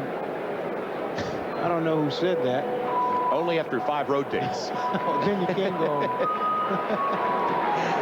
13:37 with the sounds of Jeopardy in the background. Oh, that's pretty good. That's good. Now, we'll give you the final Jeopardy question in just a second. Let us know what you're going to wager. No wagers. Take them off the table. Here we go. First and goal from the 3-yard line. Cunningham throwing to a wide open Keith Jackson. Touchdown, Eagles.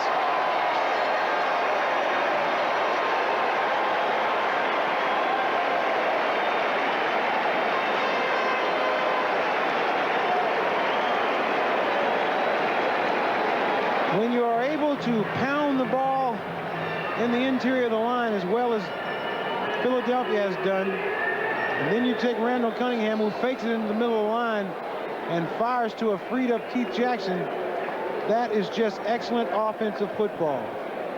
Great play call. Ruzick in for the point after.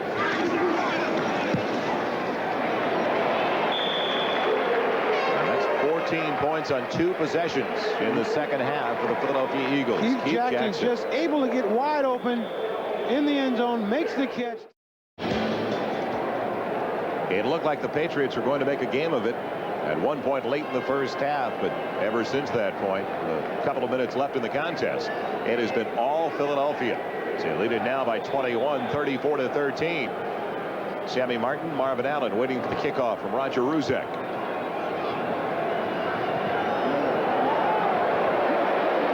Sammy Martin from the goal line. And a lane for Sammy Martin. He spun down crossing the 32. So we look back at that touchdown, and great deception by the Eagles for Jackson to be that wide open. Well, the Eagles have been pounding the ball into the line. Great fake there by Randall Cunningham, and Jackson is just wide open in the end zone. And once again, Jerome Brown says, I'm getting on the field one way or the other. And there he goes, swinging his victory string. Just sort of jogs off the field.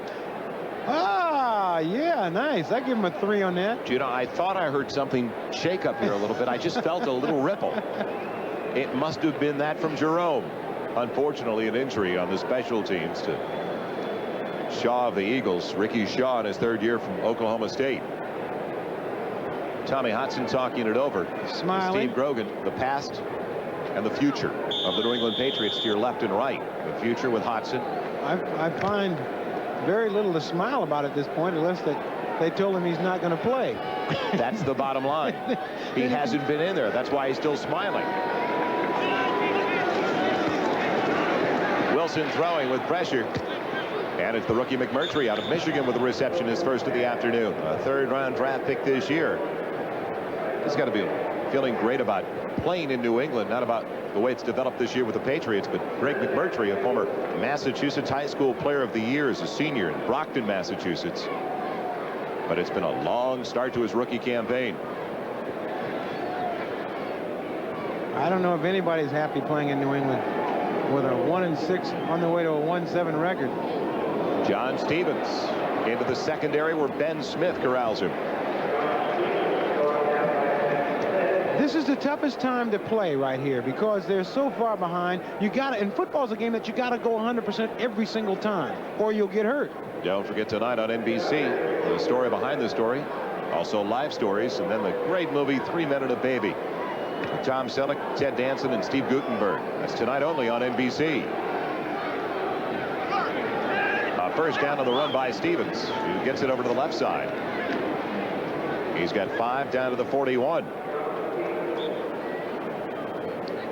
All of a sudden now, the New England Patriots trying to still establish some sort of consistency here by just taking the ball on the ground and running it. I guess they're trying to keep away from having any sort of a turnover, and the cheer that you hear is for Keith Byers, who's leaving the field with a big bag of ice on his knee. 2nd and 5 for Wilson. He's flushed out. Going the opposite direction. Irving fires, got it. And he's inside the 15 with a first down. The Patriots down by 21. Threatening. There's still 11 1/4 left in the 4th. Nice throw by Mark Wilson.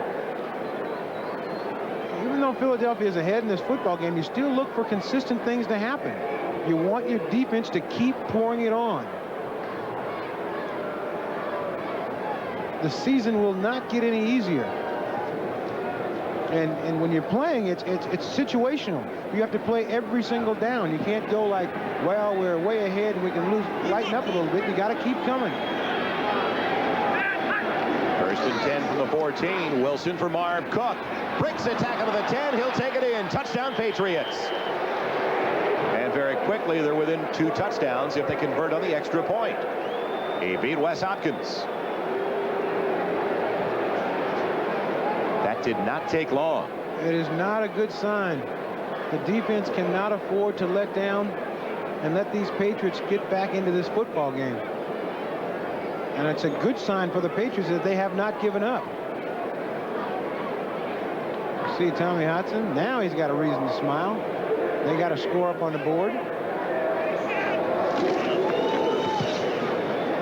Extra point right on target from Starofsky.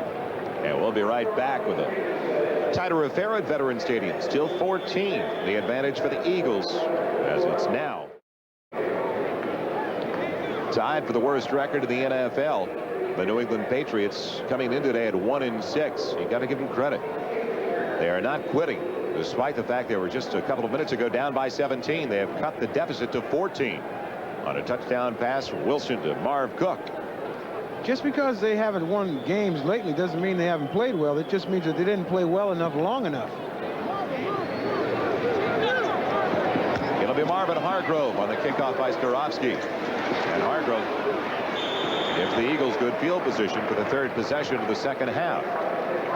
Second-year man from Iowa collected the touchdown for the Patriots. And Mark Wilson hitting Cook. And the play is over right now. You can't make that tackle. It's a touchdown. That's a very tough tackle to make in the open field. And Cook did a great job of breaking the tackle and running it in. Don't forget, coming up next for many of you on NBC, the 2nd half of our doubleheader. The Bills and the Browns. And the story behind the story. Will Bernie Kosar start, or will it be Mike Pagel? I go with Bernie. Keith Sherman on the carry. Out across the 30 to the 31. Close to the 32.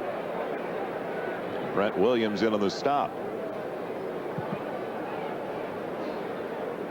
Does not get very easy in the 2nd half of the season for the Philadelphia Eagles. That's why many of their fans were upset over the start they had this year, 0-2, losing to Phoenix at home, then losing a couple of weeks later to Indianapolis right here, because during a 6-week stretch for Buddy Ryan and his team, they play Washington starting this Monday night, actually. The Redskins right here, then at Atlanta, the Giants here, at Buffalo, at Miami, and finally Green Bay back here. That is a tough 6-game run for Philadelphia. Keith Sherman following his blocking. He's out close to a first down and short by a little over a yard. There are no easy Sundays in the National Football League. I think the last dominating team that I can remember was the Pittsburgh Steelers, where they dominated every week. But now you got a game on your hands every single week, no matter who you're playing. I guess that didn't make sense. You got a game on your hands every week, no matter who you're playing. You got a tough game on your hands every week, no matter who you're playing. As we look at Heath Sherman, goes over 100 yards for the day. In his first career start, subbing for the injured Anthony Toney. Fred Barnett in motion. Sherman, second effort, gets him the first down. That's been the story behind Sherman all day. He does not go down on the first hit. Buddy Ryan told us that among all his good running backs, he thought that Sherman might be the best pure runner. And we have seen that today. Here he hits it up in there, can't find any room, bounces it outside, and continues to go forward for the first down. That's just excellent running. Buddy Ryan likes that kind of a effort. So added depth in the backfield for Buddy Ryan behind Anthony Toney to help spell Toney. With Byers usually in the backfield as well, but Byers already into the locker room. He just joined us with a bruised knee. Sherman works as a single set. And on first down with flags down on the play. It's out to the 47 for a gain of 4. The offensive line of Philadelphia playing an excellent game. They really are coming off the ball hard. Opening holes, protecting Cunningham. Just a good job by that offensive line. They never get enough credit. There was yellow down. It was picked up. No flag on the play. Under 8 minutes left in the fourth. A 14-point Eagle lead. They're grinding it out now. That's been the story in the second half. They've only had it 2 times before this. They've both been long drives, time-consuming drives that have resulted in touchdowns. Mickey Schuler stopping. Randall Cunningham wants to carry it. He's got the first down on second down. And then some. Cunningham down the sideline. He'll score.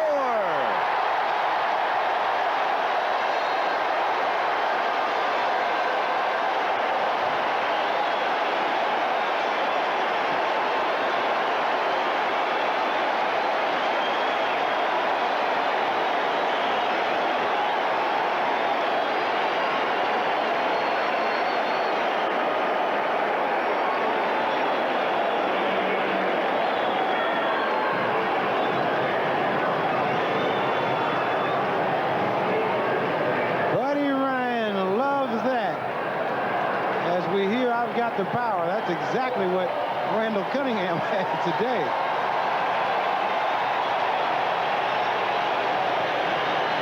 You'll have to go way back to find out the last time the Eagles had 2 runners over 100 yards on the day, but that's the case today with Randall Cunningham over 100 yards on the ground, and Heath Sherman the same. Bruce again for the point after. So 3 possessions in the second half for the Philadelphia Eagles and 3 touchdowns as they put it away with the last one on a long run by Randall Cunningham. It's now a 20-point lead. Make it 21 for the Eagles. 7.5 to play. A 52-yard touchdown run by Randall Cunningham puts him over the 100-yard mark on the day. And I was talking about the last time the Eagles had 2 over the century mark on the ground. You have to go all the way back to December 17th, 1978, Ahmad. It was Wilbert Montgomery and Mike Hogan. Quite a day offensively for the Philadelphia Eagles. They've got to be close to 500 yards now in total offense, right around the 500-yard mark. Heath Sherman reminds me a little bit of Wilbert Montgomery. Same sort of running style. Heath may be a little bit larger than Wilbert, but that same slashing, hard nose running style. So it's a runaway now for the Philadelphia Eagles. So we welcome you back to Veterans Stadium. Joel Meyers and Ahmad Rashad. Allen and Martin waiting for the kickoff from Ruzek. Martin out of his own end zone. Good coverage by the special teams. Now, we talked about Richie Kotite's offense being one of those neat on. Watch these 2 guys. Now, Calvin Williams saying, no, you hold it. Then all of a sudden, here comes Mickey Schuler. It's like, no, you stay there. And then Cunningham says, you know what? I think I'm just going to take off around this end here and see what I can do. And at this point, he starts lifting them up and down, doing that Carl Lewis that impression, and just runs all the way into the end zone and throws the ball up into the stands. There's Mickey Schuler, the stop-go guy, and there's Randall Cunningham. Jim McMahon is warming up on the sideline. Wilson staying in at quarterback with pressure. Gets rid of it. Pryor almost had it. As Eric Allen never turned around to find out where the ball was. Wilson taking another shot. Reggie White right on top of Wilson as he let that ball go. I think Jimmy Ray, the offensive coordinator of the New England Patriots, made a very sound decision this afternoon, not bringing in Tommy Hudson. I know Tommy Hudson's probably happy about that because they have put so much pressure, and Mark Wilson hasn't played that badly. I know that we're supposed to see Hudson sooner or later, and he's probably a little antsy, probably wants to play. I've just never seen anybody spoon-fed throughout the entire season. I mean, at some point you got to put him in and let him play. Thrown behind Irving, or make it Cedric Jones. Well, next week for the New England Patriots, they take on the Indianapolis Colts at home. So we may see Hudson eventually get to start next week for the Patriots. Cedric Jones on a stop pattern. He expected to go in, while Mark Wilson expected him to go out, and Cedric a little miffed by that play. It didn't matter which way when he was covered either way. If they had two defenders on him, maybe there was another player open somewhere else on the field. As you can see, their third down conversion, they're 1 of 9. Unfortunately for the Patriots, so it stopped the clock. Cedric Jones on the tip pass that it was a completion out to the 30. That ball looked like it was deflected on its way. Now both quarterback and receiver are on the same page.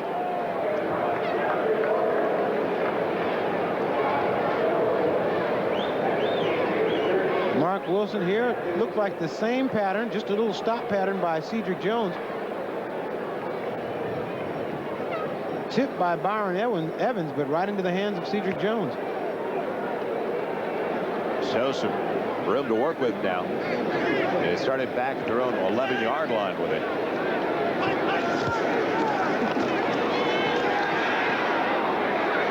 This time it's Greg McMurtry. Another first down from Mark Wilson. Time now for the 10-minute ticker. Kansas City still clinging to that 2-point lead, trying to hand the LA Raiders under their second loss of the season. And San Francisco put the old accelerator down. They now lead Green Bay 24-13. They have outscored Green Bay 24-3 since trailing 10-0. And look at New Orleans did at Cincinnati, with Washington coming back against Detroit. Jets pulling away from the Cowboys, and that's over now, as well as the Steelers win over the Atlanta Falcons. Wilson in trouble. Flags down where you normally see the hold. Simmons into the stop, the sack.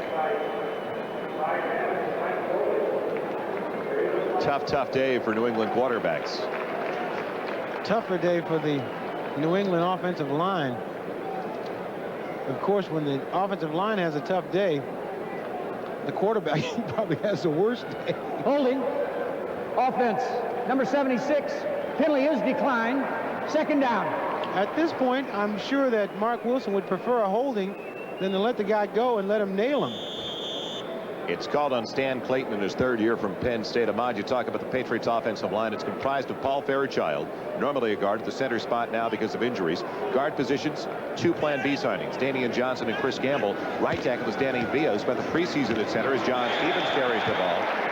And then the one that they like the best, that has the best future, is Bruce Armstrong, the left tackle. This is not an overwhelming offensive line for the New England Patriots, to say the least. Don't forget the second half of our doubleheader. The Bills and the Browns. Many of you will see that game coming up on NBC, and then next Saturday, it's live final round coverage of the Zuzu Kapalua International from Maui. Some of the best names in golf. U.S. Open champion Hale Irwin, top rookie Robert Gomez, and veteran Ben Crenshaw vying for $700,000 in prize money. It's next Saturday at 3:30 Eastern on NBC. Wilson on 3rd and long. Going for McMurtry, and it's intercepted by Wes Hopkins. Hopkins looking for blocks, lateraling it to Byron Evans. Evans getting a block from Seth Joyner. Memories of Sanford Cal. But the band wasn't on the field yet. Look at the little playground, Ahmad. Great play. And I just can't understand why only defensive players use the lateral. Here you see Mark Wilson trying to go deep. Wes Hopkins makes a great center field play on the ball. Now this is a heads-up play. Brings it back across the middle of the field. Now he's looking for somebody to lateral it to. Great play. Watch this block coming up here by Joyner. Whoa, he levels him. And now Jim McMahon has entered the football game. 42 yards on the return. McMahon says, I'm happy to be here, but my guys need to hear the signals. His 9th year out of BYU. Roger Vick on the carry. Spinning. Good yardage. Down to the 21. We'll be right back to Veterans Stadium in Philadelphia. But let's go to New York for an update with Bob Costas. All right, Joel, coming up next after the Eagles-Patriots game, you'll see the Bills and the Browns, and that's Mike Pagel warming up. Apparently, he will start rather than Bernie Kosar for the 2-6 Browns against the 6-1 Bills, who need to win to stay tied with Miami atop the AFC East. Joel? All right, Bob. Find it a surprise. Pagel getting the start over Kosar. That's right. You picked Kosar a minute ago. I like Kosar. I don't think quarterback is the only problem with the Cleveland Browns, just like the quarterback is not the crux of the problem with the New England Patriots. It's only the focal point. That's all. The pitch for Vick. Near the marker. Close to the first down. He's thrown out of bounds. Just short of the first down by Vincent Brown. 3 minutes and 43 seconds left in the contest. 41-20, the most points scored this year by the Philadelphia Eagles. Close to 500 yards offensively. They average 350 a game coming in, and it's over 500 now. The high for the year. So plenty of season highs for Philadelphia against a Patriot defensive unit. It was ranked 24th on the year coming in. I'm very much impressed with this Philadelphia offensive line. They have just manhandled this New England Patriot defensive line. 3rd and less than a yard. Movement on the line, flags into the air. Roger Vick's got the first down inside the 10. High-stepping his way. Fresh legs in there. Roger Vick just hucking and bucking and barreling down the sideline, knocking over all kinds of New England Patriot players and cameramen. He almost took that camera stand out down there. Offsides, defense, number 96. Penalty is declined. First down. Watch Roger Vick just start. Now, watch he starts going forward. Them knees are up in his eyes. Takes out 2 guys, keeps going, takes out a cameraman. The man is dangerous. McMahon the reserves with an opportunity late in the second half of a blowout for the Eagles. 1st and goal outside of the 3. Vick. And Vincent Brown just barely had him around the ankle. The New England Patriots, now the Philadelphia Eagles, of course, have owned the second half. But the New England Patriots, their own worst enemies in the first half with all those penalties. They were given a couple of turnovers. Great field position by the Philadelphia Eagles. Couldn't get any points out of the 2 turnovers for Rod Rust and his coaching staff.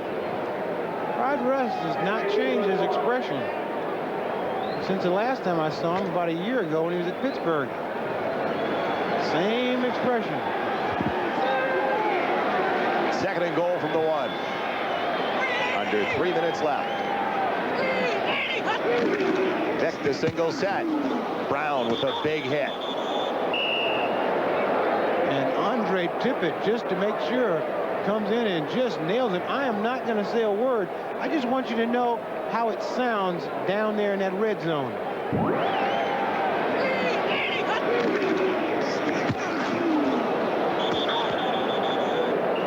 And then they stand him up for Tippett to clean up.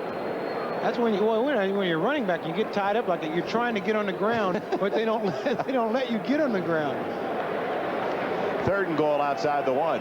Vick the only one in the backfield. Double tight end set.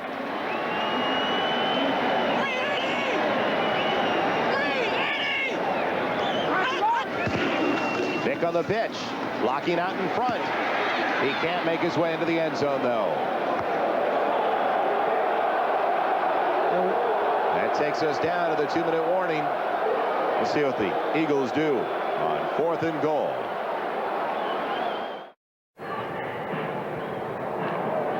Welcome back once again to Veterans Stadium. Joel Meyers along with Ahmad Rashad. Somewhat surprising the ease with which the Philadelphia Eagles have been rolling right through the New England Patriots defense. It took them a while to get it going, but I think they realized in order to be a team that they want to be, they had to turn it on and play better in the second half. And maybe Buddy Ryan had something special to say in that halftime locker room, because when they came out, they were a different football team.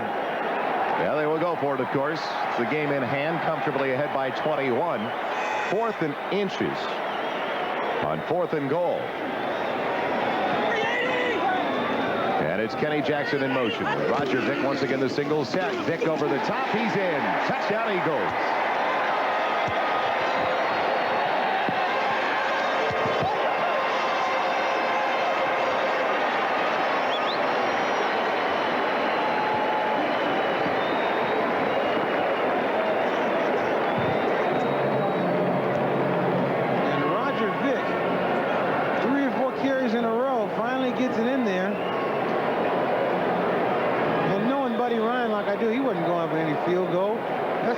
Down there, you turn into a football player. If you can't get it in from that close, and you ought to be playing golf, which you guys will be doing quite a bit next week while you're in Hawaii for that Isuzu tournament.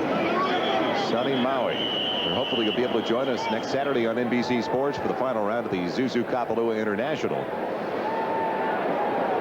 Well, Buddy Ryan definitely not going for the field goal, up by as much. Offense, number 63. 5-yard penalty, 1 down for a try. Does that mean if it was Jerry Glanville, he'd go for the onside kick after this? I don't think Buddy takes in personalities. He tries to beat everybody. A lot of times, though, on a penalty like this, it makes it an easier kick. When you're close to the goalpost, you got to get the ball up off the ground, straight up off the ground to keep away from a block. Here you got a little room to kick it straight off the tee, off the ground. Ruzek almost has it blocked as he's hit. It'll be a penalty on the kickoff against the Patriots. They'll mark it off in the ensuing kickoff. 48 points on the board now for the Philadelphia Eagles. Roger Vick running during this series like Roger Craig goes up over the top and gets in for the touchdown. Personal foul, roughing the kicker. 15-yard penalty enforced on the kickoff. And for Roger Vick, that is his first touchdown of the season. This telecast presented by authority of the National Football League. It's intended for the private use of our audience, and any rebroadcast or other use of this telecast without the express written consent of the Philadelphia Eagles and the NFL is prohibited. Well, it's been good to have you with us for Veterans Stadium in Philadelphia. I know the fans in New England don't exactly feel it's been a productive day for the Patriots. The day will come. They've got to find out, of course, about Tommy Hodson, because they have to make a determination. At the rate they're going right now, they're in competition for the #1 pick in the NFL draft coming up next spring, and they have to find out whether, if they have a draft choice that high, #1 or in the top 5, if they're going to go for a quarterback in the draft. I don't know if they have the luxury of waiting much longer. I think that on a team like this, you got to find out who can play and who can't play in order to move forward. And that's probably exactly what they're going to do. Anytime you have a player like Steve Grogan, who would be an excellent backup, being the best quarterback that you have, and Steve Grogan, it would be a welcome addition to any football team that is a contender, because he is such a fundamentally sound quarterback, such an intelligent quarterback. But I think if you even talk to Steve, he didn't expect to lead this team the entire season, to be the first-string quarterback. He wants to help out.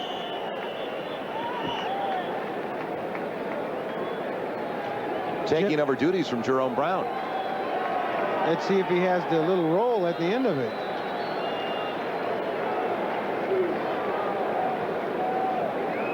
I think he was trying to spike it at Jerome.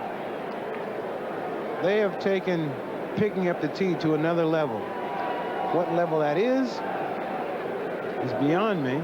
You know, it all started in Houston with that svelte fellow. Yeah, I can't think of his name. What was it, Mojo? Yeah, Mojo. That's his name, Mojo. Go out there and catch it and then fall down. George Adams taking it for 3. Another look. Jerome Brown was in the game for at least a play. He just wants to play so badly. He goes in for one play and then comes out. Green Bay coming right back at San Francisco, only down by 4 at home. Detroit still leads Washington, and Pittsburgh got by Atlanta 21-9. I guess they'll continue to call Glanville Gary Grandview in Pittsburgh. 28-point lead. Stevens and the Patriots just want to get out of town. The exceptional pictures provided for us this afternoon by our producer Larry Cirillo and our director Dick Klein. This is the Eagles' biggest win offensively since a 52-10 victory over the St. Louis Cardinals when the Cardinals were in St. Louis back in November of 1981. As we look at Buddy Ryan, whose confidence has never waned on this football team. I asked him this, he said, these are Buddy Ryan guys, and if you know me, you know I got some players. You have to win in this league as a group. You have to be a united, focused football team, and that's what I see from these Philadelphia Eagles, and I think that's all due to the credit of their head coach, Buddy Ryan. Final play of the contest. Wilson for Cedric Jones. And that'll do it. So the Eagles, with their best day offensively of the year, 2 rushers over 100 yards for the first time since 1978. Cunningham over 100. Keith Sherman over 100. And for the very first time this year, a sigh of relief from Buddy Ryan as he waves to his counterpart across the way, because for the very first time this season, his team is at the 500 mark. The Eagles at 4-4 as the Patriots dropped to 1-7, tied for the worst record in the NFL coming in today with the Minnesota Vikings. Second half was controlled and owned by the Philadelphia Eagles. Randall Cunningham had better than 300 yards of total offense on his own. He put on a clinic here today, and it was kind of nice to watch that. One of the greatest quarterbacks in the business right now. That'll do it from Veterans Stadium in Philadelphia. For Ahmad, Rashad, I'm Joel Meyers. Thank you for joining us as the Eagles dominated the Patriots, winning by 28.